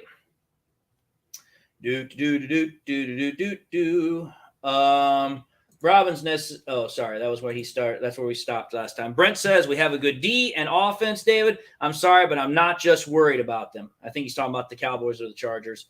Bobo Yoop says Herbert is good, but dude needs a haircut. LOL. No, it'll be just like Samson. He'll lose all his good powers. Robbins Ness says that the Chargers need a competent coach. This is that true. I agree with. Braylon Dennis says that his answer is neither to the question I asked. Brent says 7-1 on the road. We are good, not lucky. Robbins Ness says of the 5-1 teams, we're the only one to beat one of them and only one that didn't lose in regulation. Fair enough. Bobo Yoop says take out a decent Panthers team. Decent Panthers team we beat. Kansas City, Green Bay, Tampa Bay there. That's like adding another win or two for each of them. Maybe 2 wins, handicap at Lambeau on a Thursday. Rolando Days says for all the haters who are their team and put them on the field. Amen. Brent says our boys play the hard teams at their home. That is utter bullshit. Pretty much, yeah. Gavis Concon says, any thoughts on a running back that could reinforce our ranks, maybe add a fullback? You know what? We have $6.9 million left. And trading for somebody is probably out of the realm of possibility unless it's somebody they restructure before they get here. But the problem with restructuring a player before he's traded is that adds to their dead cap. So therefore, our best bet would be probably grab somebody in free agency. And there's a guy sitting there that you could probably get pretty cheap for a half a season. Leonard Fournette's out there. Yep, and he would definitely want to play with the Lions because that goes right with his running style. Hard, gritty, down-to-earth run. But that's if it's the worst case scenario for Montgomery. We haven't heard from the medical professionals yet. We got an opinion from Dan Campbell. So until I hear the final word a day or two down the road, I'm not worried about it right now. Yep.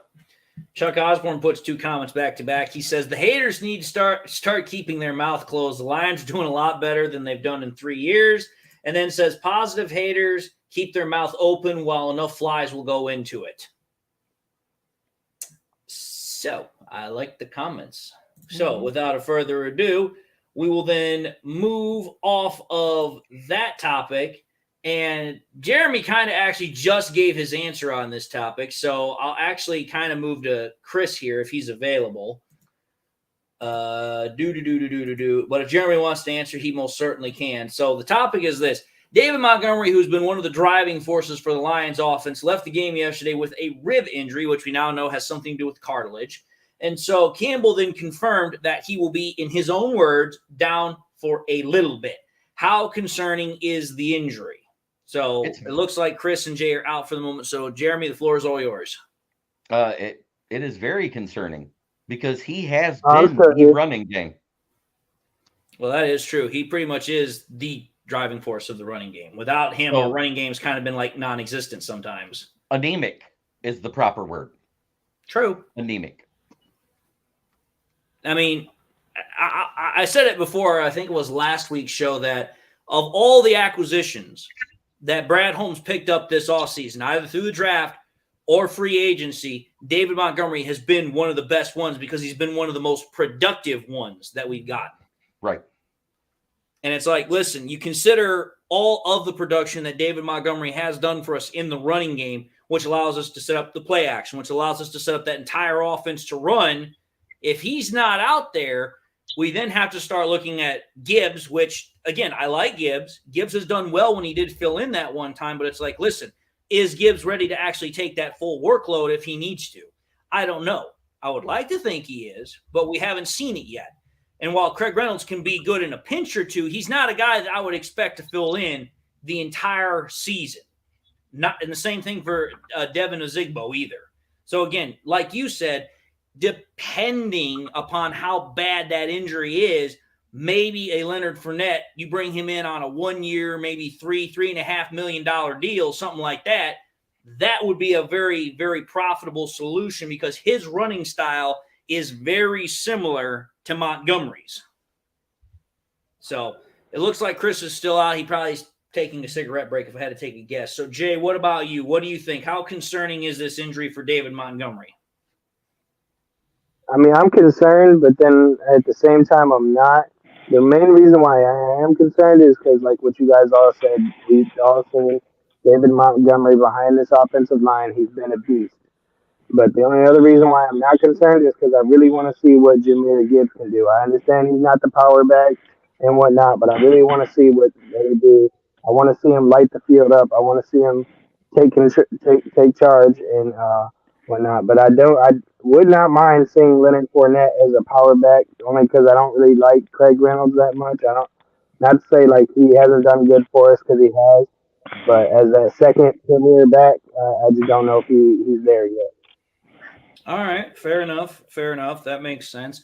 Chris, I was asking everybody while you were out doing whatever it was you're doing. You might have been taking a cigarette or whatever. The question was this. We now know that David Montgomery has a rib injury, something to do with the cartilage in his ribs. How concerning, in your opinion, is the injury to David Montgomery? I think it might be a 2-week injury, maybe 3 week at the most, but probably at that third week, if they do take him through walkthroughs, they probably just gonna tape up his midsection and put on one of those a rib cage and see how he does from there. All right. So that's what I'm thinking. But I mean, even on that, if he does have to stay out for a 3 or 4 week, I'm not concerned, because I mean, Reynolds is not Demo by far, but he does get stuff done to loosen up stuff for Gibbs. So Gibbs can go back to what he was doing, being a threat as far as with the pass and run game, and Craig can do just enough to get by without us having Demo. Fair enough. And I mean, there's one other thing I just thought about this, because if you go back to that game yesterday, without Demo back there, the Lions did start incorporating some other stuff. Like they had a play where they had Khalif Raymond in the backfield, and he took a running back snap. So it wouldn't surprise me if we start having issues without, a running back there. We start seeing more designed runs with the wide receivers, whether it's Khalif Raymond, whether it's JMO, or, integrating Gibbs back there as well. So it's like, you know what? It is concerning, but until, as Jeremy said, we actually find out what the likely timetable is, we're not really going to know how concerning of an injury it is. But Dan Campbell's usually been pretty straightforward about what he thinks as far as an injury timeline. So for me, if he says he's going to be down for a little bit, I'm expecting at least a 2 to 3 week period where he's not going to play. Jeremy, you muted yourself because I didn't. I want to address something here. They're saying Riley Patterson was a loser because he missed a 52-yarder. If you look in his history, he's missed 50-plus yarders from one spot on the goddamn field, and we threw a pass there, which put them in a bad spot, and then we ran a play to the wrong spot. It's the right hash. He's hit a 54-yarder from the left hash. He's only missed 50-plus yarders from the right hash. So that's a ball placement thing. Yeah, which tells me this. When he kicks, his balls have a tendency to go to the right, which means if that's the case, you go from the left hash, so that way if it does carry to the right, it'll go just straight off all into the actual thing without going outside the hash mark. If you look at the height he kicked that 52-yarder at, he could have cleared it from anywhere from 55 to 58 yards, and it damn near brushed the goalpost. He only missed it by like a half a foot. And Dave Phipp has literally said that when it comes to leg strength between him and Michael Badgley, they're comparable. And we know Michael Badgley can kick from 58 yards, no problem. So it's like, listen, it's like, if you consider all the facts that are present, is the problem that Riley Patterson can't kick from that distance? No, he can't, because he's done it ever since he's been in the NFL. The problem is, as Jeremy said, if the history proves that kicking from the right hash is not what he's good at, then okay, the offense should have been aware, hey, if we're going to run a play that is going to be short, run it to the fucking left side of the field. So that way, hey, it's at least on the left hash mark. Because if you go outside of the field. Yeah, either way. If you keep the ball outside of the hash mark, then they're going to bring it into that hash mark to whatever side you went to. And if you keep it in the middle of the field, it'll just be wherever the ball went down. So it's like, listen, if you know that, and I've listened to Dave Phipp. Dave Phipp knows what he's talking about with special teams. So to me, it's like, listen, as a coordinator, I can't believe for a second that, he hasn't expressed that to the offensive coordinators, to the offensive position goes like, listen, if we're going to kick from 50 yards further or out, we need to make sure that our guy is set up from the left hash because he likes to kick it a little bit further off to the right, which, I mean, let's think about it here. As a right-toed kicker, that does have a tendency to happen. I mean, I actually was a kicker in high school. I noticed that as a right-footed kicker, my kicks usually had a tendency to go to the right because it's just the natural swinging motion of your leg. Mm-hmm. But that's whatever. Let's get to some of these comments here really quickly. Sambath Chob, hopefully I didn't mispronounce your name, says, I don't trust the Eagles. Brent says, I had torn cartilage. It hurts like hell. It took me 2 weeks to heal. Baba Yoop says, that's what no one understands in these potential trades online. I think we picked up a few million on expected bonus playing money for CJ GJ and EM, Emmanuel Mosley. I also thought we had 17 million available. Well, Jeremy highlighted that out last week, that was not the case anymore. It's closer to 7 mil. Gavis Con says, this is why I think we can add a true fullback. Our skill backs won't take as much abuse. Yeah, but that's the problem. I'm going to just say this, and I wish it wasn't the case. Fullback is a position that's almost a dead art because fullbacks don't really have much of a use in NFL systems anymore. They really haven't since the days of Mike Allstott and Corey Schlesinger. The fullback is pretty much a position that has almost been completely taken over and overutilized by tight ends. Usually teams will just have an extra tight end that they throw back there as their fullback now because they don't really run with fullbacks that much. Or a bad pass blocking tackle they convert to fullback, such as Patrick Ricard with the Ravens. Yeah, and it's like, listen, that's the nature of what fullbacks are now. Back when Schlesinger and Allstott played, those were skill guys that actually played fullback. And they played the damn position well. And now there's 4 of them in the NFL. 2 of them have been drafted in the last 2 years. And both of them I wanted over Kumbinda, and David Pike can attest to it. Last year's draft, it was Xander Horvath. This year's draft, it was Hunter LePeak out of South Dakota State. I wanted both of them. Yep, and when you take a look at their size, you take a look at their measurables, you take a look at all their pre-draft stuff, it was very plainly obvious. They are power runners. They're great at blocking. They're good, solid fullback options. And realistically, if you take a look at where both those guys were taken, they were either undrafted or they were taken in the last couple of rounds. So they would have been very cheap additions that would have worked perfect for this Ben Johnson offense. Because, that's right. What is this offense predicated on? Run the damn ball. But let's see here. The fullback that's supposed to help open up running lanes for our running back, Jason Kumbinda, can't get on the damn field to save his life. But whatever. Braylon Dennis says, Cam Sutton been productive too, but you said offense, never mind. Tom McCraw says, Lions biggest, okay, and Kirby Joseph.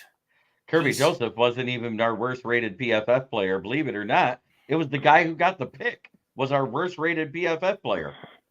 Which, if that's your worst-rated one, I think then we're doing pretty good then. Mm-hmm.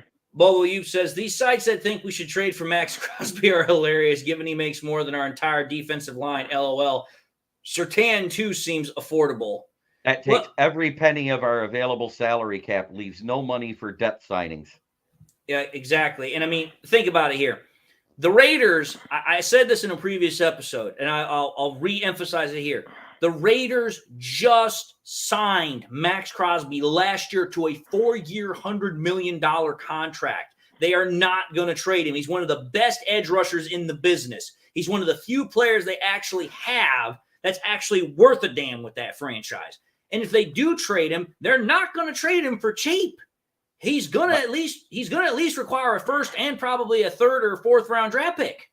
By the way, guess who was just cut from the Pittsburgh Steelers practice squad last week on my birthday? Oh, Xander Horvath. Brad Holmes, make the call. I would love it. And hold on here. Think about this one for a minute. Everyone's talking about Max Crosby. Who did the Broncos just cut? Randy Gregory. If you want to go get an edge rusher, go get him. Frank Clark's must have been cut. Yeah. I mean, for crying out loud. Oh, sorry. Randy Gregory got traded. My bad. Frank Clark is who I meant. I was going to bring up Frank Clark. Yeah, it's like, dude, it's like you don't have to trade for players. There are still good players out there that you can rotate into our depth, and they can play well. And even though he's older and not quite as good as he was, the Jackrabbit has said he wanted to play for the Lions. Janorius Jenkins. Yep. But Rabbit. he's going to require a salary more than what we can offer. Right. Yep. I'm just going to put this up there because he did pay for it, and that's his privilege. I mean, again, I understand the missing of kicks, but let's be honest here, folks. We won by 14 points. 14 points. The kick didn't make a difference one way or the other. Which means he was 2 of 3. Exactly. Now, granted, they were shorter kicks because they were within 40 yards each. One was 36 and the other was 32. But it's like, listen, that's where most kickers are going to earn their bread and butter anyway, 30 to 40 yards. The only time you go to the 50-yard range is if it's like a do-or-die moment, which, yeah, you would hope your kicker makes it at that point. But let me put this out there for you. Last year, wasn't Riley Patterson on the freaking Jaguars squad that went into a playoff game against the Chargers and he kicked the game-winning field goal to advance them to the next round anyway? From 52 yards left hash. So there's nothing wrong. I know there's nothing wrong with Riley Patterson's ability to kick. It's just understanding your kicker's strengths and weaknesses. And that's the case with any player. If you put your players in the best position to succeed, 9 times out of 10, they're going to succeed. Raylan Dennis also says to Tom McCraw, you hit the nail on the head. Michael Powell says, Jack Fox, how often is it that a punter gets a game ball in the locker room? Deservingly so. Right. I mentioned him. Elizabeth Oberlin says, Chargers and Dallas had a fight during warmup, just like the freaking 49ers and Browns. Yep. I wonder if we're going to hear anything from that one. Because we do play the Cowboys this year. That does happen. And we play the Chargers. Mm-hmm. Yep. So I wonder if CJ is going to say anything to one of those guys. Maybe not. That was an interesting sound. Bob Ayub says, great, here we go. Prater. Yeah, dude misses extra points in shorts. Look it up. Yes, you're absolutely right. I called out about that all the time. Everybody loved his long ball, but on the ones that everybody makes easy, he misses. Gordon Depressed then asks the question. He says, when is Houston expected back? When he got injured week 2, they said he'd be out 6 to 8 weeks. So he was put on the 8-week IR automatically, so he cannot be back till week 10 at the earliest. Which, coincidentally, is right after our bye week. Yep. I was going to say, I thought all sorts of problems hadn't been solved since Jason Hansen. Gavis Concon says, thanks for addressing the fullback position. Lastly, Broderick Martin could really help the edge rushers with pressure up the middle, as per J.J. Watt. Amen. I've been waiting to see Burrito Jones be a healthy scratch so Broderick Martin can play. And Yeah, I call him Burrito Jones for one reason. He has one good play every game. Other than that, he's wrapped up by a guard and a center every time. He lets running backs run past him. He leads the D-line in missed tackles. Well, and again, that's one area about Aaron Glenn that I kind of don't understand is that he very plainly stated in a press conference last week that everybody earns the right to play on his defense. But it's like Benito Jones hasn't earned anything because he's not doing anything. Like, all he's doing is he's just an overpriced piece of beef that just stands in the middle of the field. That's it. And it's like, He's our 2022 Michael Brockers. Pretty much. Or kind of like the second year that we had what was that? No, not Trey Flowers. Who was that Danny dude Collins. the guy we traded from Harrison, the guy we traded from the Giants. The second year we had him.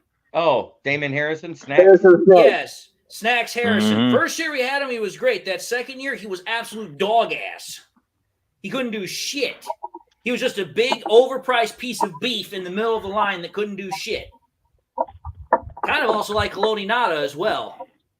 And yes, Gavis Concon, you are exactly right. It's so much easier to get sacks if the middle can get pressure. The middle, how the middle gets pressure is they're eating up 2 and 3 linemen at a time. And as we saw in the Senior Bowl, up against Power 5 elite offensive linemen, it was taking 3 guys to stop Broderick Martin from getting in the backfield. Yeah, without a bend, just pure strength and girth. Yeah, because the one thing that he has is exactly what Aleem McNeil has. He has both speed and power to go with it. So imagine if you could pair Twinkle Toes, Aleem McNeil, with Broderick Martin in the middle of that defensive line. You'd have 2 guys that could push the middle, which, what happens when you start pushing the middle of the line? Quarterback's first reaction is to try and go outside to the edges. That means you go straight into the edge rusher's lap, which means, Aiden Hutchinson sack. Down you go. Charles Harris, Comiskey, Pascal, who's coming back shortly. Yep, I can't wait for him to come back either. Pascal was looking good until he got injured again. He was looking good, then he got hurt and had to disappear. I mean, let's call it for what it is. No, I get what you're saying, but it's like, listen, Pascal has a lot of promise that I want to see. Broderick Martin, a lot of promise I want to see. There's guys that are on that defensive line that we still haven't seen fully what they can do. And it makes me upset because in that presser last week, Aaron Glenn specifically said Broderick Martin is showing out against our first string offensive line. Our first string. Why isn't he on the field then? Exactly. But it's like, again, the only excuse that I can think of is that somehow, some way, again, they want to make sure that they feel as if he's earned his stripes, because it's like, Benito Jones has been here the last 2 years, blah, blah, blah. And it's like, I get that, but you also go by who's clearly the better player. Benito Jones is not doing anything on the field. If you put Broderick Martin on the field, I guarantee you're going to get results. Braylon Dennis says, put Broderick Martin in the game. Let it be sink or swim. Amen. I don't even think it's going to be a sink. If he's doing as well as what we're hearing in reports out of practice against our first string offensive line, which, again, Jeremy can back me up on this. I've always said our offensive line is 1B to the Eagles 1A. Yep. It's the second best offensive line in the NFL. If that's what he's doing against our offensive line, imagine what he's going to do to others. Just put that in perspective. And the third one is Kansas City. Uh-huh. Mm-hmm. Bobo U says, Dak overrated, just broke for a tying touchdown. He's still overrated. I mean, he ran for it because I'm watching the game on mute right now. And I mean, it was a nice run option that he did, but whoop-de-doo. Chuck Osborne says, lame Dallas got a touchdown. Yeah, that's true. All right, let's move into our next topic here. So Jeremy will start us off again. So here we go. And again, we kind of talked about this earlier, so Jeremy can kind of just recite what he already said, probably add on a couple of things. But with no running game, Jared Goff stepped up and powered the offense to a win against a very good Bucs defense. Has Goff proven that he can win regardless of circumstances? Jeremy, go ahead. Yes and yes. I mean, simple. I mean, what do you do? 30 of 44 for 352 yards, 2 touchdowns, no picks. Yep. Using time of possession to dominate. God, I almost don't want to switch to the Dallas game. You want to know why? Why? That's what the replay is on NFL Network. Creamsicles versus Honolulu Blue. I see. No, but and here's the best part about this, Jeremy. I'm pretty sure you already know this. Total rushing yards for the Lions in that game. Total rushing yards for the Lions? 40. 40 rushing yards to 353 passing yards. That is a total unbalance right there. 10 rushes for 15 yards for Craig Reynolds. The only thing he did good was block. And got one good catch. One. Yep. So, and again, think about it here. Jeremy said this earlier, but what was all the things that we heard about Jared Goff when he first got here? He can't throw the ball deep. Okay, let me refute that right now because you quote him, I'll refute him. He right now leads the league with 64% on passes over 20 yards, which is considered a deep ball in the NFL. Okay, so there's that one. He can't win without Sean McVay. He went 9-8 last year, and now he's 5-1 here in Detroit. So let's see. 9-8 plus 5-1, that's 14-9. So he's winning well over 60% of his games. So then there's the next one. Can't win without a running game. About to say, only had 40 yards yesterday and put up almost damn near 400 on his own. So let's see. Can't throw the ball deep. Can't win without a running game. Can't win without Sean McVay. I think we've proven all three of those wrong within the last 2.5, 3 years. So just putting the facts out there for what they are. But in the first year, those first 10 games, you have to throw it out the window because that was Anthony Lynn calling plays for a Tyrod Taylor quarterback. Yep. And the proof in the pudding is also there as well. Because think about it. As soon as Anthony Lynn went out, within like a week or two, that offense was humming with Ben Johnson and a head coach that had never called plays in his life. So how is it that Anthony Lynn, who had been a head coach with the Chargers, had been an offensive coordinator with other teams, so an experienced play caller, he couldn't get that offense to work, but yet an inexperienced play caller and a guy that had never been an offensive coordinator before, all of a sudden got that offense to being a decent offense over the last 6 weeks of the year. Here's the crazy thing. J-Mo had to turn around to track the ball. But if you actually look where he put that pass, had he stayed running, it was on the opposite shoulder of where the defender was in the end zone. Yeah, it was outside, so that way the defender didn't have a shot at it. All J-Mo had to do was just keep running, and the ball would have been literally like right here.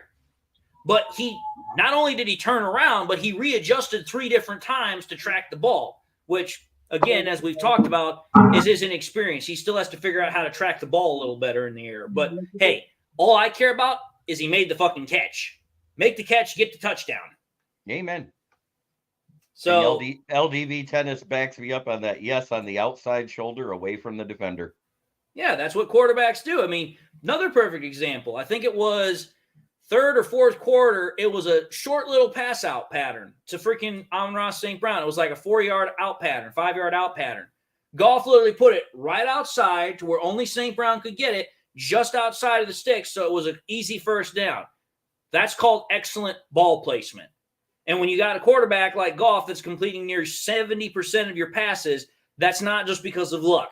That's because you've got elite ball placement and you're putting the ball in only a place where your wide receiver can get it. Because Jeremy watched the game yesterday. There were a lot of tight throws that Jared Goff threw that ball into. There was one where Amon-Ra was in triple coverage, falling down, and Goff put it right in his bread basket. There was a defender in front of him. Granted, the back was to Goff. The other one was on one side, and the other one was on the other, converging on Amon-Ra. And He that got was sandwiched. for a first down. Oh, yeah. But it was right where only Goff could catch it out of those 3 people. You mean Goff could put No, it I mean and St. Amon-Ra. Brown could catch it? Yeah, you And know what I meant. No, I know what you meant. And it kind of, that play kind of was a reminiscent of me for last year at the Pro Bowl when Goff threw that ball to T.J. Hawkinson in the flag football game. Like the ball was only where he could catch it. And surprisingly, Hawkinson did. And Gordon depressed us. JG was surgical yesterday. Yes, he was. Yes, he was. He struggled in the first half, and it was legitimate reason for I don't know what happened to the O-line, but they were allowing a lot of pressure get to Goff. He was getting hit a lot while throwing the ball. He can have pressure, but when he's hit while throwing the ball, it would, wow. And on the broadcast, Moose highlighted the throw on the short out route. That's a dangerous throw too. If Goff is off target, that could be a pick six. Absolutely. That is as a former quarterback, the short out pattern is the most dangerous throw for a quarterback, because if you're off timing just by a little bit, or that throw is just a little bit behind, that is pick six territory for any cornerback, because they literally are already coming downhill. They've already got themselves leaning into it. So all they got to do is catch it, put it in the breadbasket, and they're gone. And they're outside the hash marks, away from all the players. Exactly. So it's like, listen, the only person that's potentially going to catch them is the running back that's in the backfield blocking, or a speedy freaking wide receiver that's right behind them, which 9 times out of 10, not going to happen. But anyway, what about you, Chris? What are your thoughts on how Jared Goff did yesterday? Notice I'm quiet. Y'all covered it all. I mean, again, I've said it before. I'll say it again. The proof is in the pudding. Proof is in the pudding. Goff goes in and plays. What was it? I think the Tampa Bay defense yesterday, before the game, was ranked a top 10 passing defense. Top 10 passing defense. This is the same defense that just held Jalen Hurts to, I think it was under 200 yards passing, and picked him off twice in the one loss that they had against the Eagles. And Jalen Hurts is supposedly considered the best quarterback in the NFC, or the second best quarterback in the NFC, right behind Brock Purdy. You guys ready for the historic numbers from this team so far this season? Okay, sure. Enlighten us. The Lions are now 13-3 over the last 16 games, dating back to 2022. It's the best stretch of football Detroit has ever played in the Super Bowl era since 1961 and 62 seasons. And JFK saw it because he was still alive then. For the fourth time in Lions franchise history, they have not allowed opponents to gain 100 yards rushing in any of the first 6 games this season. You want to know what the bad part about it? It was 1930 through 32. So 1930, 1931, and 32. They weren't even the Lions then. They were the Portsmouth Spartans. Yep, they didn't become the Lions until 1934. And for the first time since 1954, the Lions have produced 350-plus total net yards and 20-plus points in each of their first 6 games of a season. Which in the 1950s was when we won our champions. That was one of our last of the championships, 1954.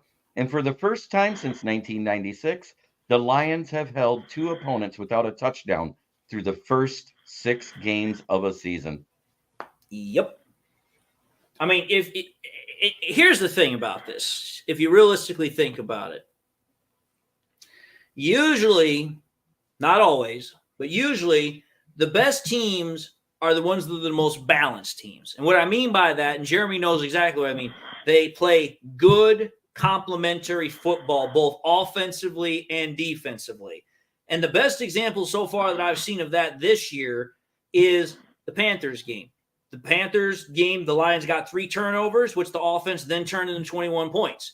That's exactly what you're supposed to do. But it's not just in that. Again, if you take a look at how the Lions offense and defense is playing so far this year, Lions offense has regained its top 5 form again. Okay, we already expected that. But this year, the defense is playing at a top 10 level. You have a top 5 defense, a top 5 offense with a top 10 defense. You're going to win a lot of fucking ball games. Because if your defense is stopping opposing offenses and your offense can score all damn day, who the hell is going to beat you? Like, you're going to have somebody that can really play ball to be with you. Got a starred comment here from Braylon Dennis. He says, can Goff be top 3 already? Has better production, more Hurts than Purdy, more than Hurts and Purdy. We'll actually talk about that, but I was talking to Jeremy about this prior to the show. But if you take a look at Jared Goff right now, he is top 5 or better in every single NFL statistical category out of all quarterbacks. He's top 5 in yards, top 5 in touchdowns, top 5 in completion percentage, QBR, passer rating, everything. So it's like, listen, if you realistically want to think about it, because I know there are still people out there that just don't like Goff on principle, and I don't know why at this point, but hey, they're entitled to their opinions. It's really hard not to look at Goff and say, is this guy playing like a top 5 quarterback? statistically and what I'm seeing on tape, yes, he is. He's got that offense literally humming right along, which is exactly what a quarterback is supposed to do. And LEV Tennis says Goff is also top 5 in PFF grade and EPA per play. Mm-hmm. He's actually number 1 in offensive grade, and he's number 2 in pass grade. Number 1 is Tua in pass grade. So it's like, listen, PFF is saying it. ESPN is saying with their QBR. Just the simple statistics are saying it. And it's like, listen, this is the same quarterback that a lot of Lions fans 2 years ago and even early 2021 wanted to run out of town because he wasn't a scrambling quarterback, because he wasn't like the quarterbacks of today, like the Jalen Hurts, the Lamar Jacksons, the Dak Prescotts, the Justin Fields. It's like there's a reason why pocket passers still have a very prevalent point in the NFL today. Now, granted, as Jeremy will point out, yes, more quarterbacks that are mobile definitely are becoming the more prevalent theme. But it's like, listen here, this is a passing game. The ability to be an effective and efficient passer is still the dominant thing as a quarterback to have, not the ability to run. But anyway, Jay, are you there? Me and Jeremy have been kind of going back and forth on this one. I'll take that as a negatory, Ghost Rider. So we will get back to him potentially later. Bobo Yoop says Jared launched his long ball where his experience says it's safe. With JMO, he's still never thrown to a guy that fast, so he's still learning how to throw that just throw as far as you can. He's there, LOL. Amen. That's true. LDV Tennis says McVay tried to turn Reynolds into a flanker. JMO Johnson knew he was better suited as an possession receiver. This is true. And somebody actually put this out there earlier. Gordon DePress says Josh Reynolds doesn't get nearly enough credit. He is so complimentary to St. Brown. This is true. LEV Tennis also says Brandon Staley sucks. that goes without mention. It does. Gavis Concon says the defense can be much better, and the offense hasn't even really pushed the ball that deep yet. The upside is huge. This is very true. LDV Tennis says PFF did not think the throw to JMO for the touchdown was a big-time throw. Wow. How is that not a big-time throw? It's a 45-yard bomb down the field. Gavis Concon says, Tom Brady did pretty good, right? Yep. 7 Super Bowls, I mean, did pretty all right. Gordon DePress says, let's have a word or two about our fan support at our away game. You know what? Fine. We'll just get to it because I know Jeremy's talked about this, and it is one of the topics for tonight. So where is it? Okay, here we go. So we'll just go straight to this topic since whatever.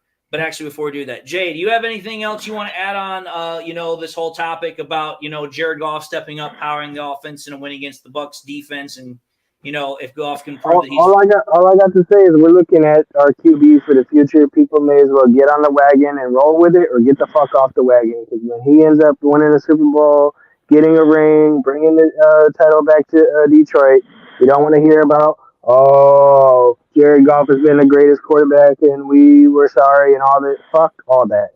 Get on the wagon now or get the fuck off. Okay, I'll take that. So, here's the topic, and Jeremy was talking again about this prior to the show, so again, I'll let him start with it, but here it is. Ravens are the Lions' next opponent, and we travel to Baltimore. The Ravens have already stipulated to their fans to make sure not to sell tickets to Lions fans coming into town. Have the Lions fans proven that they travel well? What do you think, Jeremy? Let's see. By midway through the third quarter, did it not look like we were 60% at Ford Field when we were at Arrowhead? Yep. Check. And did we not hear over the broadcast, go Lions, go? Right. And then we went into Lambeau, and when they showed the picture behind the bench, I saw more Honolulu blue than I did in gang green. Yep.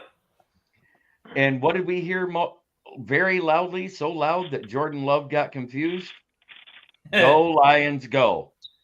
Exactly. And Dan Campbell even said at his presser today, he's like, it gets so loud in there sometimes that he thinks that the opposing offenses have to go to a silent cadence. So let's look at it this way. They had to go to the silent cadence in Green Bay. That's Ford Field North because we've won 3 straight there. And now we travel to a team we haven't seen in a few years.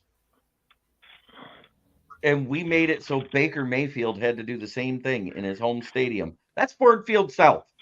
Let's go take this one in Baltimore. Go take the one in LA and own the country. Ford Field West and Ford Field East. Yes, sir.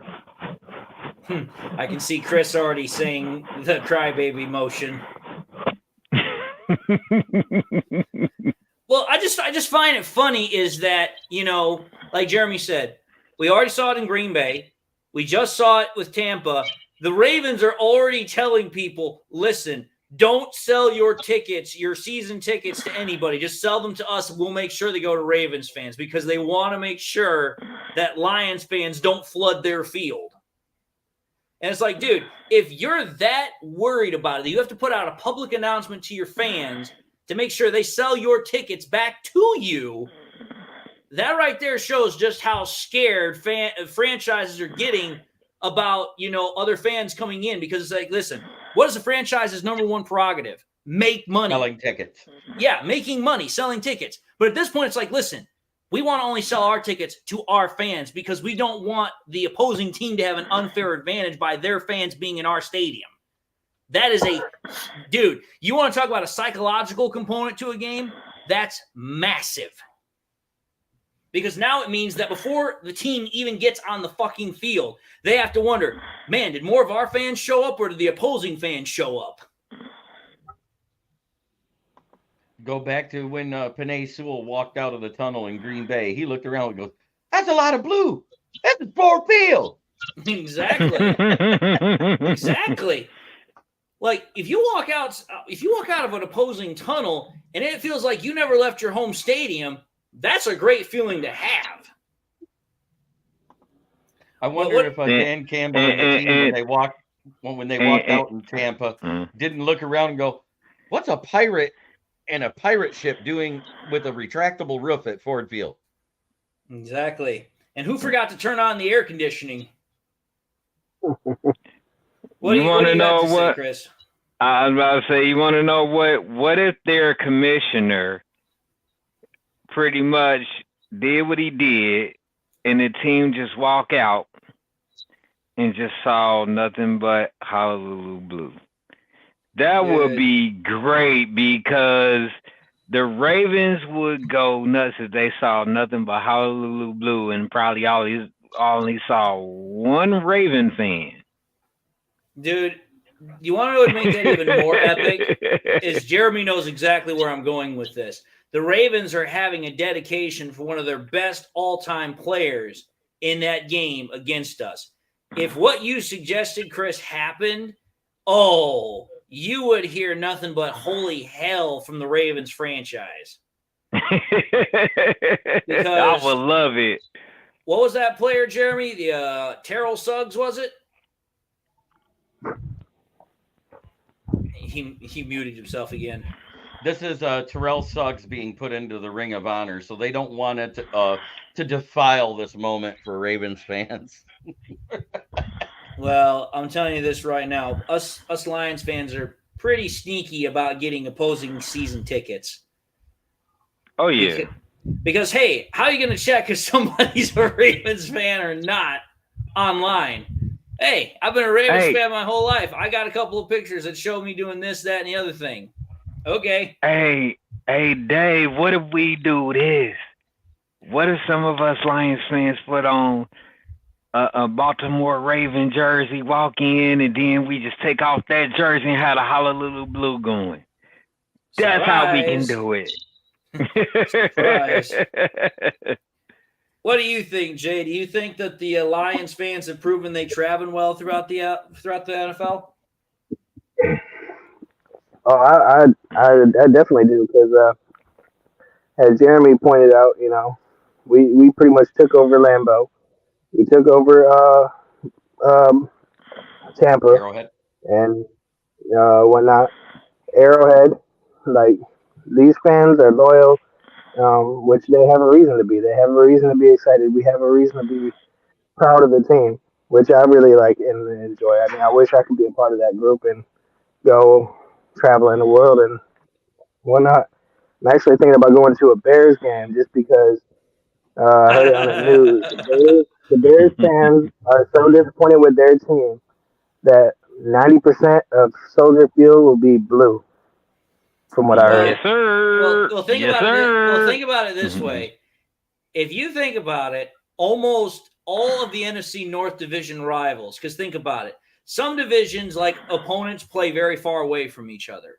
But the Lions division, the NFC North, every single one of our division rivals are very close by. Green Bay is one state over. Minnesota, one state over. Chicago, one state over. Well, no, two, because you have to go through Ohio to get to Illinois. But either way, it's a short drive to each and every one of them. So for Lions fans, it's like, listen, we don't fucking care. We'll drive through the UP to get to Green Bay and Minnesota, and we'll drive through fucking Ohio and Illinois to get to Chicago. And we'll catch the ferry from Muskegon to Milwaukee and go that way. Exactly. I was gonna. Oh, go ahead, Jay. No, I was gonna make a comment about if they're gonna try and keep Detroit fans out of opposing fields. I was gonna suggest same thing Chris did, but the only thing is when we get there, have that blue ski mask and the Detroit gear ready to go, and then and they be like, "Hey, you can't be in here." Well, guess what? We're villains now. We're gonna sneak our way in. We'll fucking. They don't give a shit. Storm the fucking gates. All that kind of shit.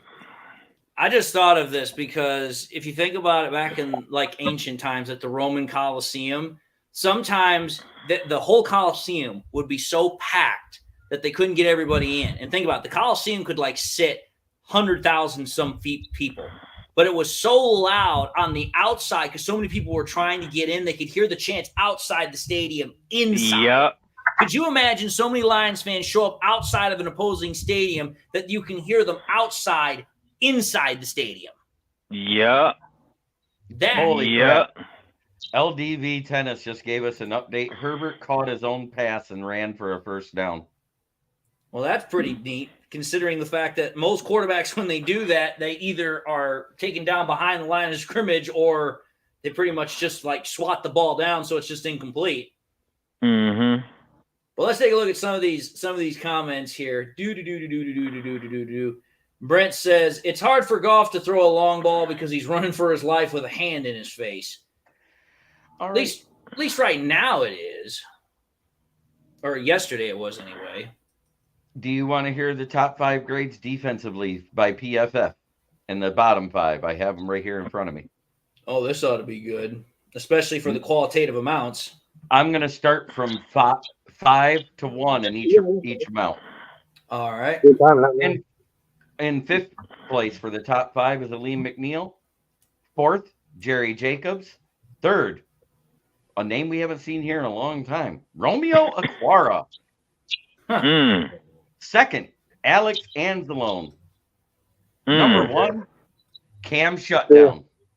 What? So Aiden Hutchinson didn't crack the top 5. Now wait, it gets worse. Bottom 5, 5th place, and I totally disagree with 5th and 4th, and I think you guys will too. Derek Barnes, 4th place. Aiden Hutchinson. 3rd place, Charles Harris. 2nd place, second worst on the whole list. The guy who got the interception, Will Harris, and then Kirby Joseph. See, yeah, for me that. I think they got the bottom 5 wrong myself. I would have had Burrito Jones. Comiskey did nothing in this game at all. Will Harris was at least in there on a couple of run stops and stuff like that. Or Charles Harris. Right. Will Harris actually defended balls downfield as well as got a pick. And then Kirby, he's the one, was he the one that got the sack? Kirby, no, that was Julian Aquara that got the sack. But no, he had one where the guy threw it away, but he created the pressure because he came up in a safety blitz. Yeah. Right, and that's why he was able to just like touch him to make sure he was down. Either way. But the point of the matter is, it's like, don't get me wrong, everybody uses PFF as kind of like the gold standard for metrics analysis and all that bullshit. But to me, it's like, listen, it's like I can't believe that Aiden Hutchinson did terrible or that, Derek Barnes has done terrible. Because for me, it's just like, wait a minute here. Hold on here. If you think about it, the freaking Lions, their best players have consistently done well. So for me, it's like, I don't really think that Derek Barnes, Aiden Hutchinson, Kirby Joseph did bad because they didn't do anything as far as, being bad at what they did. Aiden Hutchinson helped apply pressure to Baker Mayfield. Kirby Joseph was good in coverage, making sure nothing went down the middle of the field. And on top of that, oh, wow. What? I just saw this go across Twitter. Adam Schefter just posted it out. He said that Colts quarterback Anthony Richardson will probably miss the rest of the season with a shoulder injury for his AC joint, which I'm going to tell you this right now. That is a piss-ass baby move. You want to know why? Because I had the exact same injury, and I was back playing football in 2 weeks. Wow. I'm sending you something, and I want you to put it up on the screen, and I'm going to give the comment, because this picture is actually DK Metcalf and what he was wearing in Seattle today. All right, fair enough. Also, hey, wait. Jeremy, could you please send the link to the show? Mark said that he'll come in a few moments. Okay, I will send him the link. Let me get it from the chat.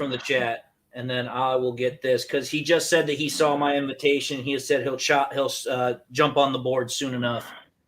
So whenever he jumps in, we'll because I got to hop out in 30 minutes to do my show. Yep. So I got to go to Messenger here really quickly so I can pull it up. Wait till you see that picture of him. Oh, I'm sure. And then wait till you put it up. I'll give the comment that was on the picture. It was great. Oh, sweet, merciful Jesus. Dude, that's just horrible. Mark Oram, the post is sent. The link is sent to your email. All right, here it goes. There it is. DK Metcalf looking like he just left the set of Sesame Street. What the? Dude, look at those Air Force Ones that he's wearing. What in the bright light? He the golden flag, whatever you want to call it. He's wearing orange, pink, blue, purple, yellow. Dude, this is just a monstrosity from hell for fashion. Like, he'd be better off with some heels and a purse than that stuff. Dude, I just couldn't resist it. I saw that. I was like, this needs to be shared. Dude, there's no coordination to this clothing at all. It makes literally no sense. The blue patches matches the pretty blue stripes on the sweater. But the orange matches the checker in the middle. Look, it's Ernie with the one girl that wears the rainbow striped shirt, and then the other one's Bert sleeve. Come on, that's Sesame Street. No, I don't disagree with you, but it's just like, dude, it's like you make millions and millions of dollars as a wide receiver, and you literally waste your money on that monstrosity of fashion. And LDV Tennis says that pullover cost $2,000. You know what? You're probably right. You're probably right. And that's why we don't get it. We wouldn't even look at a store that sells stuff that expensive. About the most expensive I go to is Dunham's. Right. Oh, boy. See some of these comments here. Bobo, mine is Carhartt. Oh, Carhartt is what he said. Bobo Youb says, running QB still fine in the NFL, that everyone, including some D-line guys, are just as fast or faster. Then they blow you up. The league protects QBs in the pocket, so the game is still old school. LDV Tennis says, in all fairness, Jordan Love is always confused. Facts. He also then says, Herbert has a stash now. I heard it's because he finally got a girlfriend, but that's another story. Yeah. Bobo Youb says, LOL, I wonder if Kelly Stafford will drop $100,000 for the Lions first responders and vets to attend at SoFi against the Chargers. LOL. I guarantee you this: if oh yeah, they'll probably be playing though. The Rams will probably be playing that game that week, so they probably won't be there because Kelly always travels with her husband Matthew. Mm-hmm. So they probably won't be there. Alan Davies. This guy dresses like a dick. Yep, and then he also said very zesty. 3 snaps in Z formation. Yep. Let's see here. Gordon DePress says, I think you can still buy tickets from the Baltimore ticket office and not resell tickets from season ticket holders. LDB Tennis says, best thing that ever happened to Fields, that thumb injury. Yeah, now he doesn't have to play for that bum ass team for a while. Yep. And now we get to see Tyson Bagent, who actually didn't look bad until he threw the one errant throw at the end while he was under pressure. He should have just threw it away. Alan Davies says, wear a black jacket and a Lions jersey underneath. Absolutely. Gordon DePress says there will be a lot of Lions fans at the Chargers game. Oh, absolutely, because think about it. Yeah. The L.A. area has now got a lot of Lions fans because a lot of fans of the Rams went with Jared Goff because they like Jared Goff. And think about it this way. The L.A. area has got so many sports franchises that there's no real diehard base out there because you've got like 3 basketball teams, you have 2 football teams, you've got 3 baseball teams. Mm-hmm. And now on to the top 5 and the bottom 5 offensive grades. 2 of the bottom 5 I'm actually shocked to see there. This ought to be fun. The top 5 at 5th place, Graham Glasgow, who actually did a great job playing right guard as soon as Vaitai couldn't go just before the game. Josh Reynolds, who was very effective, and every single catch this season, and you can research this, has either been a first down or a touchdown with Josh Reynolds. Penei Sewell, great. He did a good job, but he did have a couple holding penalties, but that's another story. Jared Goff with a 75.1 PFF grade this week, and number 1 overall, none other than the Sun God, Amon-Ra St. Brown. So the bottom 5, starting from the bottom, working up from in 5th place, Antoine Green. The only thing he did was block. He was not targeted. He didn't have a reception. So I get it. I didn't hear his Marvin Jones Jr. He tried to block and still couldn't. He had 2 snaps, and other than that, he rode the bench. Deserved it. He had one catch. One catch. Did he really? Wow. Yeah, he had one catch. I watched the game and didn't notice it. But that's another story. Frank Ragnow made this list. What? Well, wait a minute. Against Vita Vea, that might make sense. Vita Vea is a fucking beast. Which was more onto the left guard that missed his tackle, which was Coyote Awasika, right? Yeah, the practice squad player. Yep.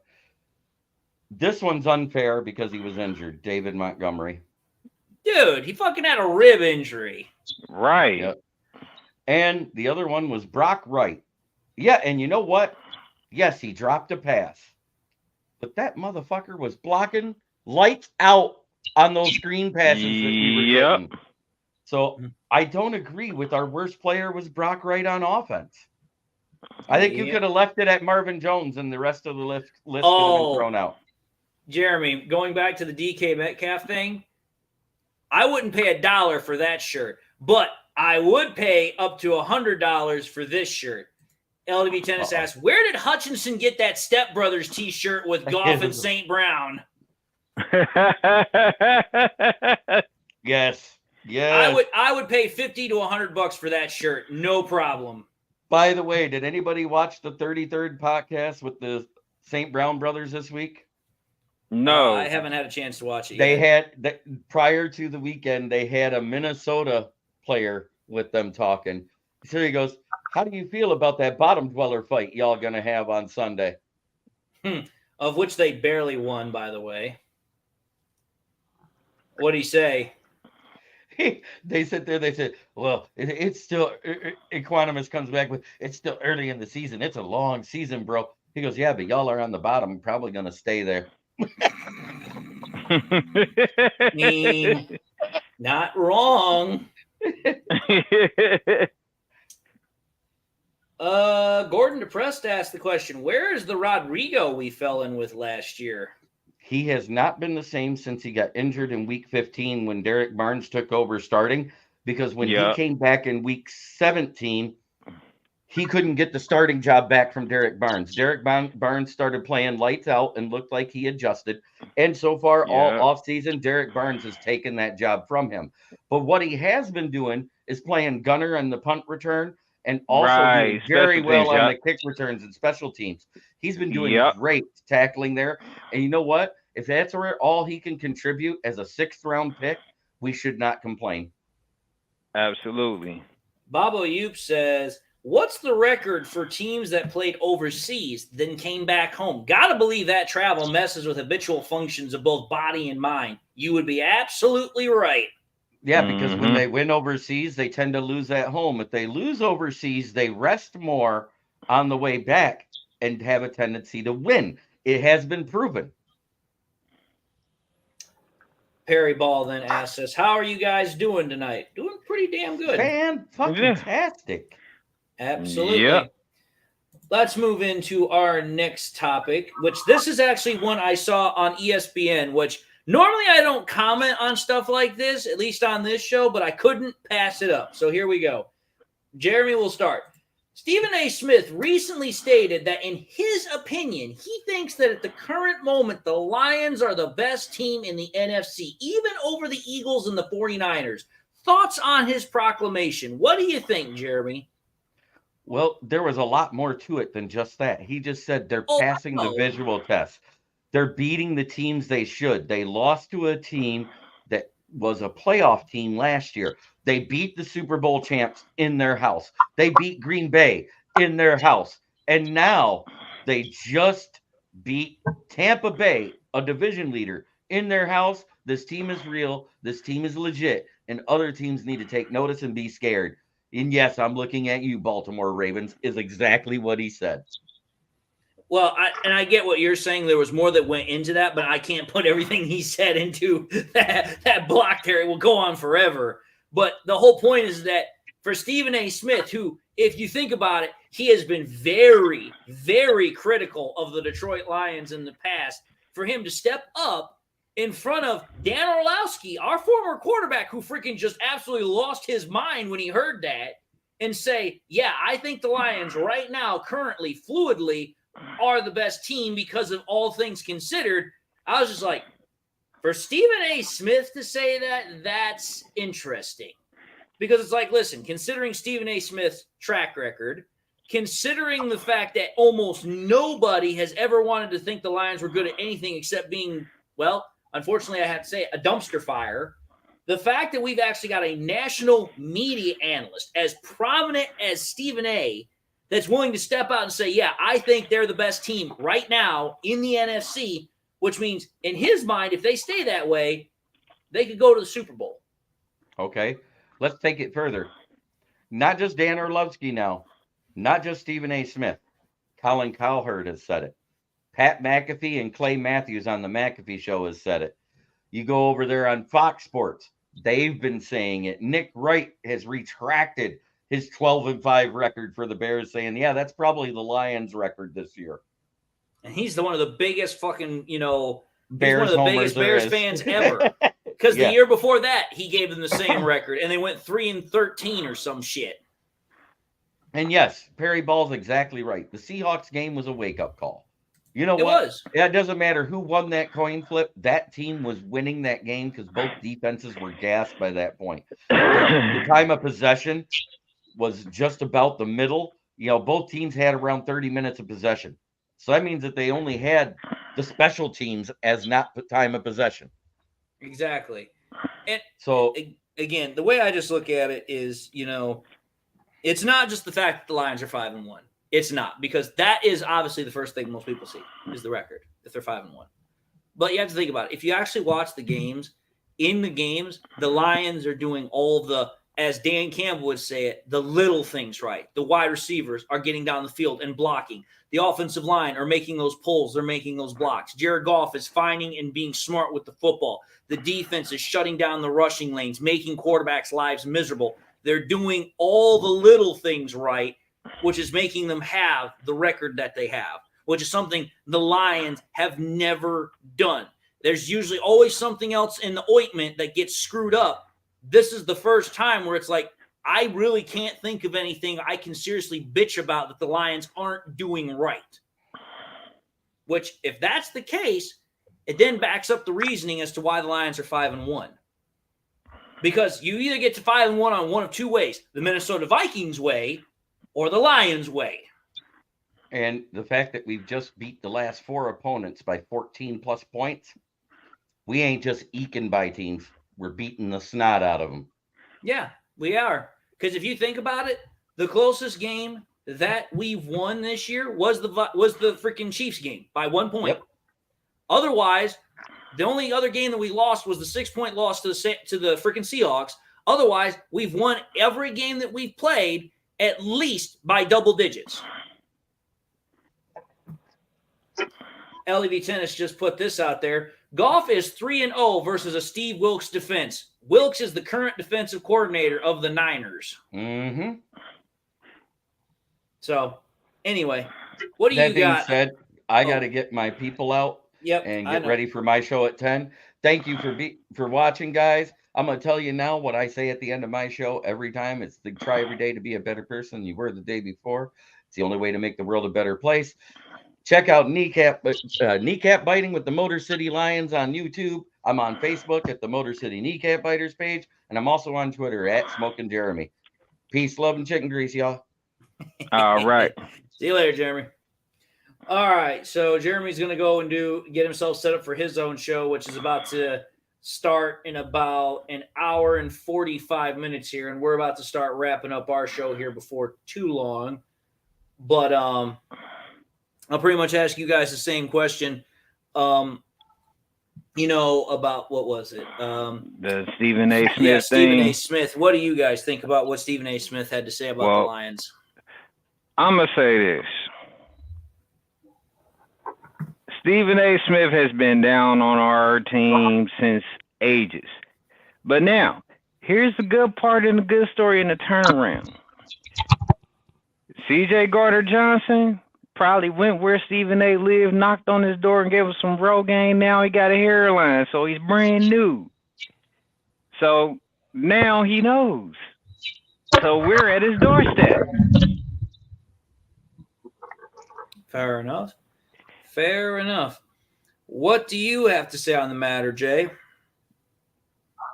The way I see it is that he's starting to realize how everybody else is starting to realize that these Lions are not the same old Lions. They're gritty. They're tough. They're basically taking on the same type of attitude like the coach has. Like the coach has a gritty, tough attitude. The team is taking on a gritty, tough attitude.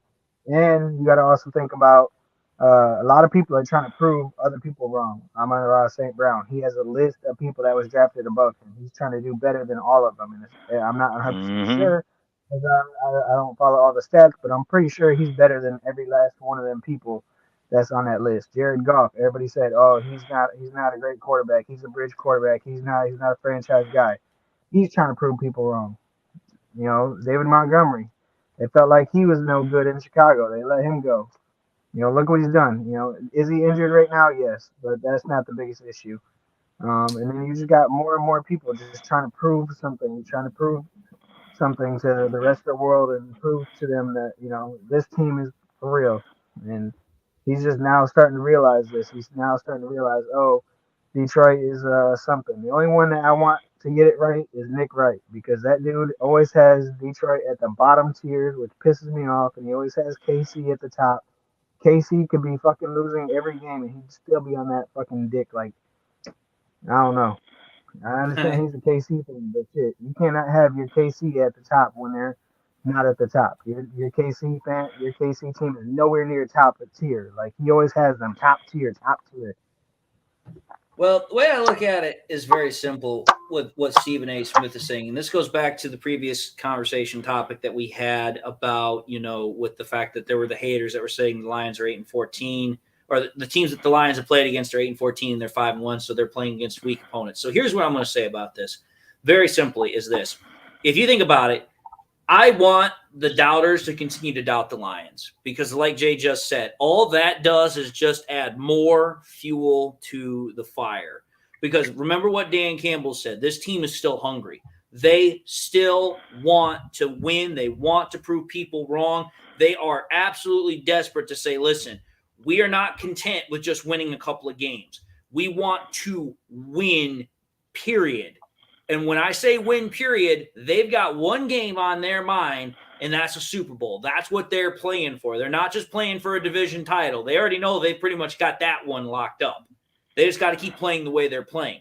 Now it's not like, okay, we're just trying to get to the playoffs, like what some Lions fans have been wanting for the last, couple of years.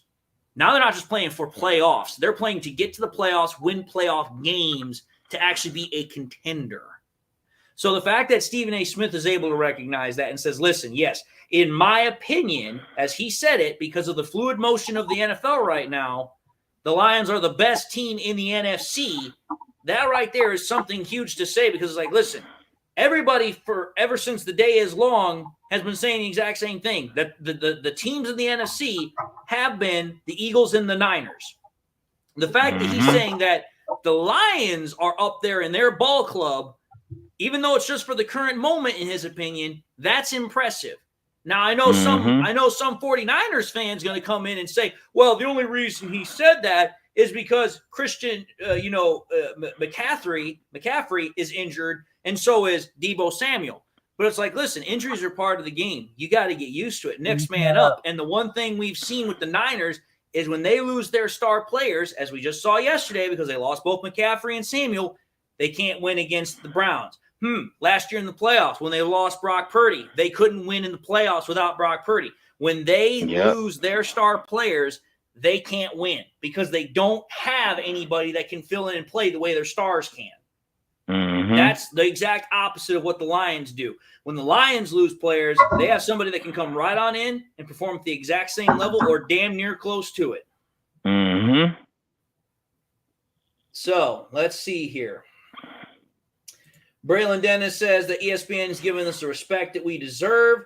Gordon DePress says that awesome block by Craig Reynolds is just about to happen on the NFL Network. Braylon Dennis also says Stephen A. Smith is full of hot air. Most of them are, but he still is very respected, so you have to at least pay attention to what he says. Perry Ball says the Lions are playing hard-working team of football. They're hungry. They want to win. He says, I hope the Lions shut up Smith, Wright, and other media talking heads.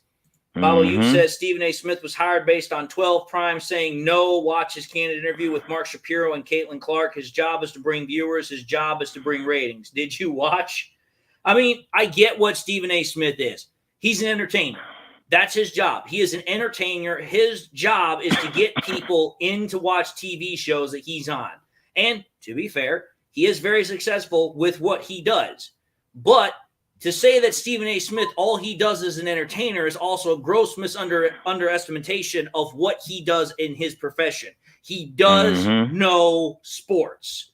He knows sports very, very well. You don't just get on ESPN if you don't know what the hell you're talking about. So, you're right.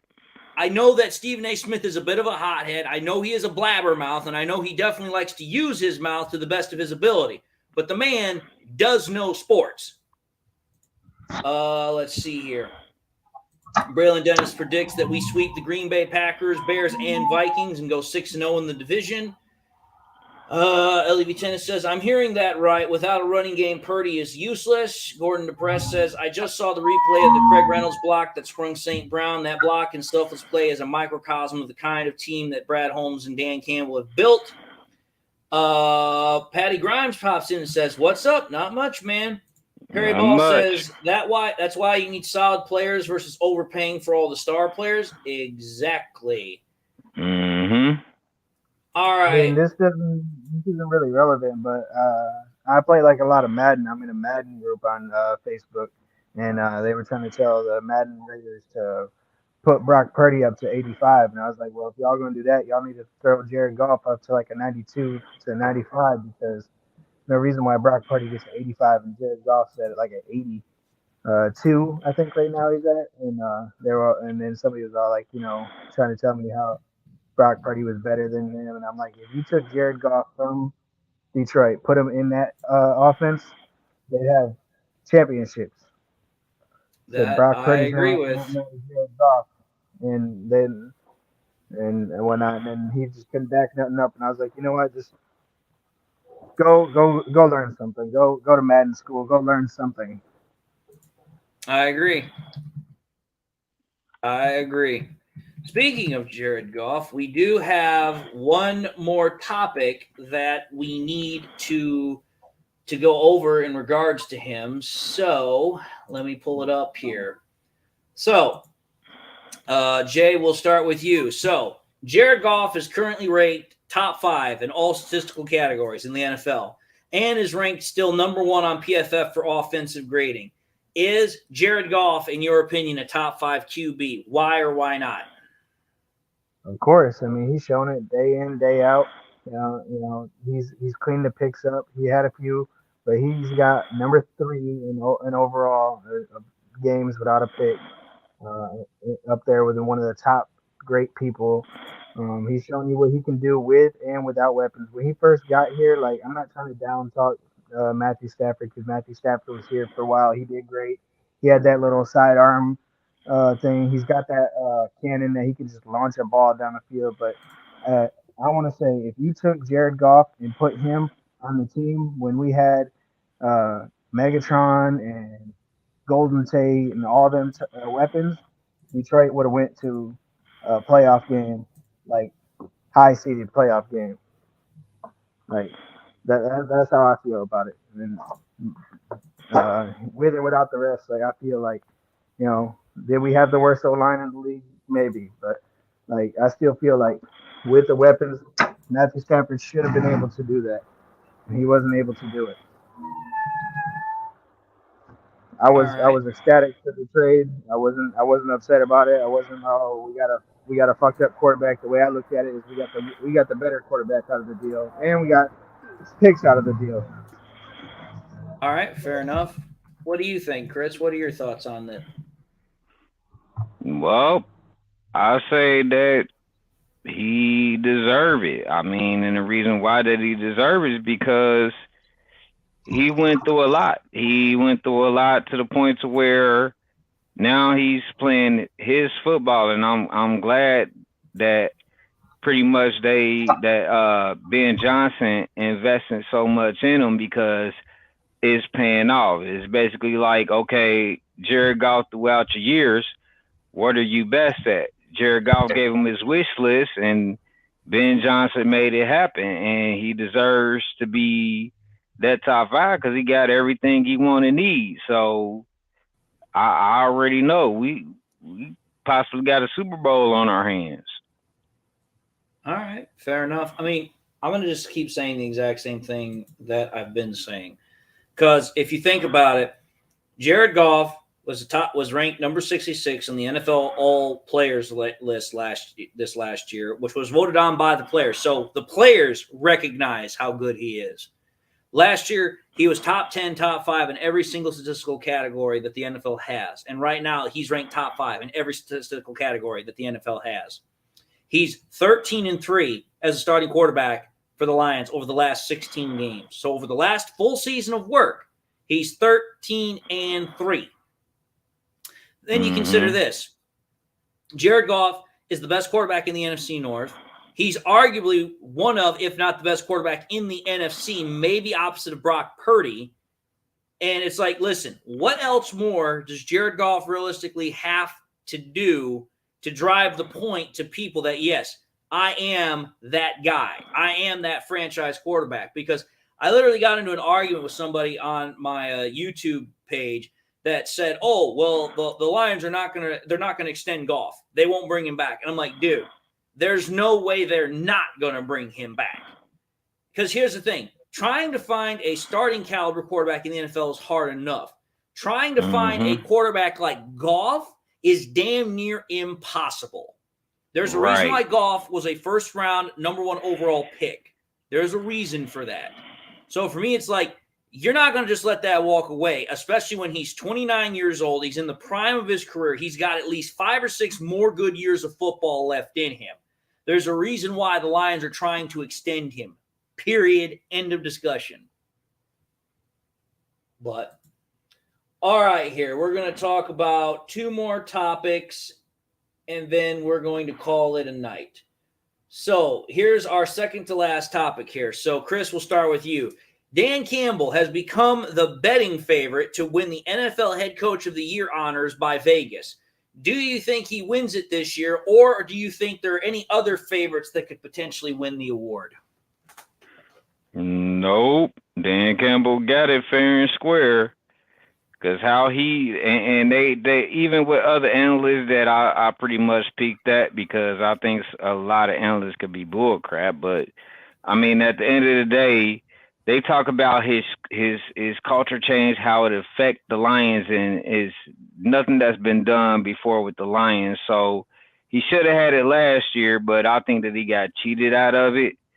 But this year he got it hands down. I don't care what nobody say, he got it. All right, fair enough. Fair enough. What do you think, Jay? Do you think that Dan Campbell should win the NFL Head Coach of the Year honors this year? I do believe he's in the running for it. I don't want to say like he's got it this year just because it's going to be a popularity vote like the MVP vote, and just not a lot of people are going to be looking at him like that. So I think he's up there in the top contention for it. I definitely do believe that. Well, I'm going to say this. I think that he should win it, but there is one other guy in the NFL that I think could potentially put him in the running for going up against Dan Campbell. Well, this is why I said what I said. Campbell should win it. You're talking about a Lions squad that has not done this good since 2017, number one. The Lions have never been this complete of a team, and Campbell has gotten this franchise turned around in 3 years with Brad Holmes. But the only other NFL head coach that I would even remotely consider in the running of a conversation for head coach of the year, Mike McDaniel of the Dolphins. He's the only other guy I would throw into that consideration. And the reason why is because Mike McDaniels took the team that the Dolphins had after all of the fucking chaos, all the drama that was with Brian Flores and the whole race card and the whole allegations that he was fired because he didn't want to do this, that, or the other thing, and he was fired unfairly, blah, blah, blah, blah, blah. And it's just like, listen, what Mike McDaniels has done with that Dolphins team has been nothing short of spectacular. And the fact that he has gotten Tua to actually be a competent quarterback that can actually protect himself and play on the field, again, very, very good job by Mike McDaniels. But again, I think that Dan Campbell should win it. The only other guy that I think is going to be a challenge for it is Mike McDaniels. That's what I'll say. All right, last topic of the night. So we're going to look a little bit forward towards next week against the Ravens. Here's the topic. So, Chris, we'll start with you. The Lions are set to play against the Ravens next week, who boast a top 5 rush offense. This will be the best rushing offense that the Lions defense has played against this year. How big, how great of a test will it be for the Lions defense going up against this Ravens rushing attack? I think it's gonna be a pretty good one, but I say long as Ben Johnson stay on the current situation that he is, and we're talking about Chris. We're talking about defense here, not offense. Oh, defense. I'm sorry. The defense against their offense. Yes. The Ravens offense is the bad. one that's got the top 5 rushing attack going against our defense. So we're talking about Aaron Glenn's defense versus the Ravens offense. Okay. Now I'm reading it right. My bad. It's going to be a challenge because even though we're playing the way that we are, we still got bits and pieces of holes. But I think, in my honest opinion, it ain't going to be easy by far. But I think that if we stick together and keep doing what we're doing, I think that we can probably hold them. All right, fair enough. Fair enough. What do you think, Jay? How big of a test? How great of a test will this be for the Lions defense to go up against the top 5 rushing attack in the Ravens? It's going to be a real big test, mainly because you and I both are waiting for AG and that other shoe to drop. This could be the game where that other shoe drops and AG drops off feeling like he's got it in the bag. I'm not so worried about Lamar Jackson because last year we were the only team to really shut him down. The only thing that really, really scares me is the fact that if we cannot stop that run game and they run up the points, I'm not worried about our offense. I'm worried about the fact that Justin Tucker will take the game again. That's the only thing that really worries me. I know we're not talking about offense, but if we run the score up like we did all the other games, Justin Tucker is a non-factor. I'm going to say this. The problem that I have with the Ravens, because I do agree, it's a big test.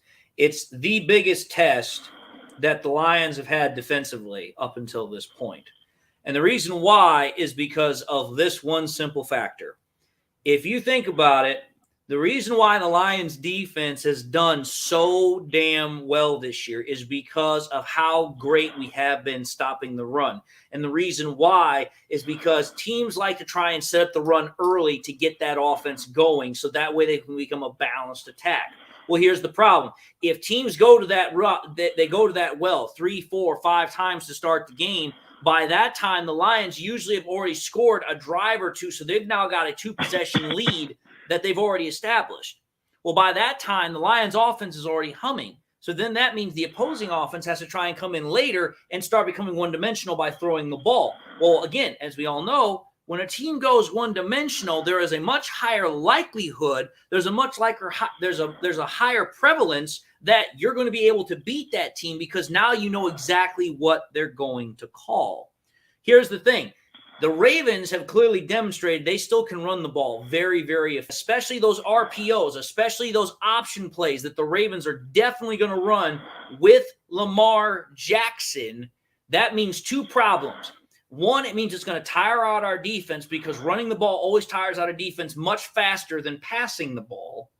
But also, number 2, if you run the ball, this is also what happens. It drives up the time of possession, which means your offense is on the field less to score points. And again, it further tires out the defense, which means you have less chance for your defense to recover before it goes back out on the field. So if the Ravens get that run game going, this could be a really, really close game because our defense has got to contain Lamar Jackson, number 1.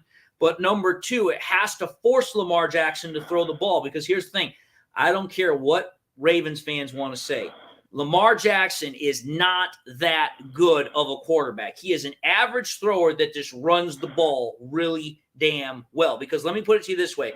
If Lamar Jackson was that good of a thrower, having all these new weapons that the Ravens have on offense, their offense should be just exploding like it was no tomorrow. But the Ravens offense is average at best right now. And if Lamar Jackson is that great of a quarterback, okay, fine. He got paid his $250-something million that he was moaning about for 2 years. Why hasn't he put the results out on the field? It's the same offensive scheme that he's had for the last 2 years. He's got the new wide receivers that he hasn't had. Why are we not seeing the results? That's my whole point. If that run offense for the freaking Ravens gets going, the Lions are going to have a much more difficult game on their hands than what I think some Lions fans are thinking about. Because that rushing offense will really start setting a precedent against both our offense and our defense. So I think it's a really great test because if that run offense of the Ravens gets going, we're in trouble. Because it will mean that our defense is now going to have a battle on its hand. And realistically, the Lions defense, has not really had a battle on its hands since that Seattle game. Yep. And like I seen in that Seattle game, pretty much piggybacking off what you said, Dave, even with that, it's like, even if the quarterback was like pretty much a passer, they'll wear down the defense and they're dink and dunkers the whole game. Yeah. And That's the one thing I'm afraid of. Along with legs and dink and doink on a tired defense, we got our hands full. Yep. Take a look at some of these comments here really quickly, and we'll close out the show. LV Tennis says, in his opinion, that Miami will implode very soon. He says, just wait for it. Chuck Osborne says, yes, Goff is the top 5. He thinks that he's number 1. Braylon Dennis says, big test, especially against Lamar Jackson. Craig Potvin says, will Gibbs be back to face the Ravens? Very likely. I would say right now it's about an 85% chance that he'll be back, because the last 2 weeks they've rested that hammy. He should have been able to play this week, but again, they're being cautious with their injuries, so I think chances are he probably will play, especially with the injury to Demo. Patty Grimes says, this is one of the games I had them losing, but I would be glad to be proven wrong. Oh, I absolutely would too. The Ravens was one game that I thought we were going to lose, because we were going to be away. We were going to be going against the Ravens. The last 2 times we've played the Ravens, we've lost both times. So it's like, listen, this was the one game through the first 9 weeks that I already had marked off in my mind. Yep, this was going to be a loss. Anthony Berardi says, what do you think the chances are that Ben Johnson goes to Chicago? Zip. And the reason why is because Ben Johnson has already stated one of the biggest reasons why he came back this year was because of Jared Goff. And I guarantee you this, Ben Johnson is not going to want to go to the Chicago Bears with a quarterback like Justin Fields that is so dysfunctional and so underdeveloped. That would be an instant guarantee for failure in his book. Yep. Perry Ball says, our defense is better this year. If we can beat KC, we can beat the Ravens. Mahomes is a better QB than Lamar. Oh, I have no doubt about that. I'm not disputing that. Right. The problem is not whether or not Mahomes is better than Lamar. That I am already in agreement on. The problem is you have to consider the difference between the Chiefs and the Ravens offense. The Chiefs offense is predicated running the ball only when they need to and allow Mahomes to cook.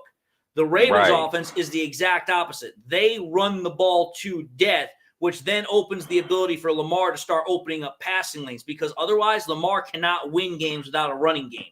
That's why they run the ball as much as they do. And that's why that Lamar runs as much as he does. Right.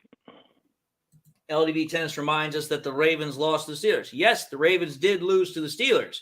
But again, as the saying goes, and I've said this before, I'll reiterate it now. Any given Sunday. The Steelers had their any given Sunday against the Ravens. And the Ravens could just as easily have theirs against us. Again, it happens. That's why I'm saying the Lions have got to look at this and be like, listen, the Ravens, they have a really damn good rushing attack. We've got to be on our P's and Q's, dot the I's, cross the T's, make sure everything is in place. J.I. says that Lamar Jackson has been sacked 16 times. LDB Tennis sees a 30-14 victory for the Lions over the Ravens. Patty Grimes says, does Ben Johnson want to go to a bad franchise like the Bears? Nobody wants to go to the bad franchise like the Bears. Right. James Vincent says, sorry, internet issues. That's fine, James. We're at the end of the show anyway. And as such, we are at the end of the show. So I'm just going to say this right now. Thank you to Jeremy for showing up. Thank you for Wes for showing up. Thank you, Chris, for showing up. Thank you, James, for showing up.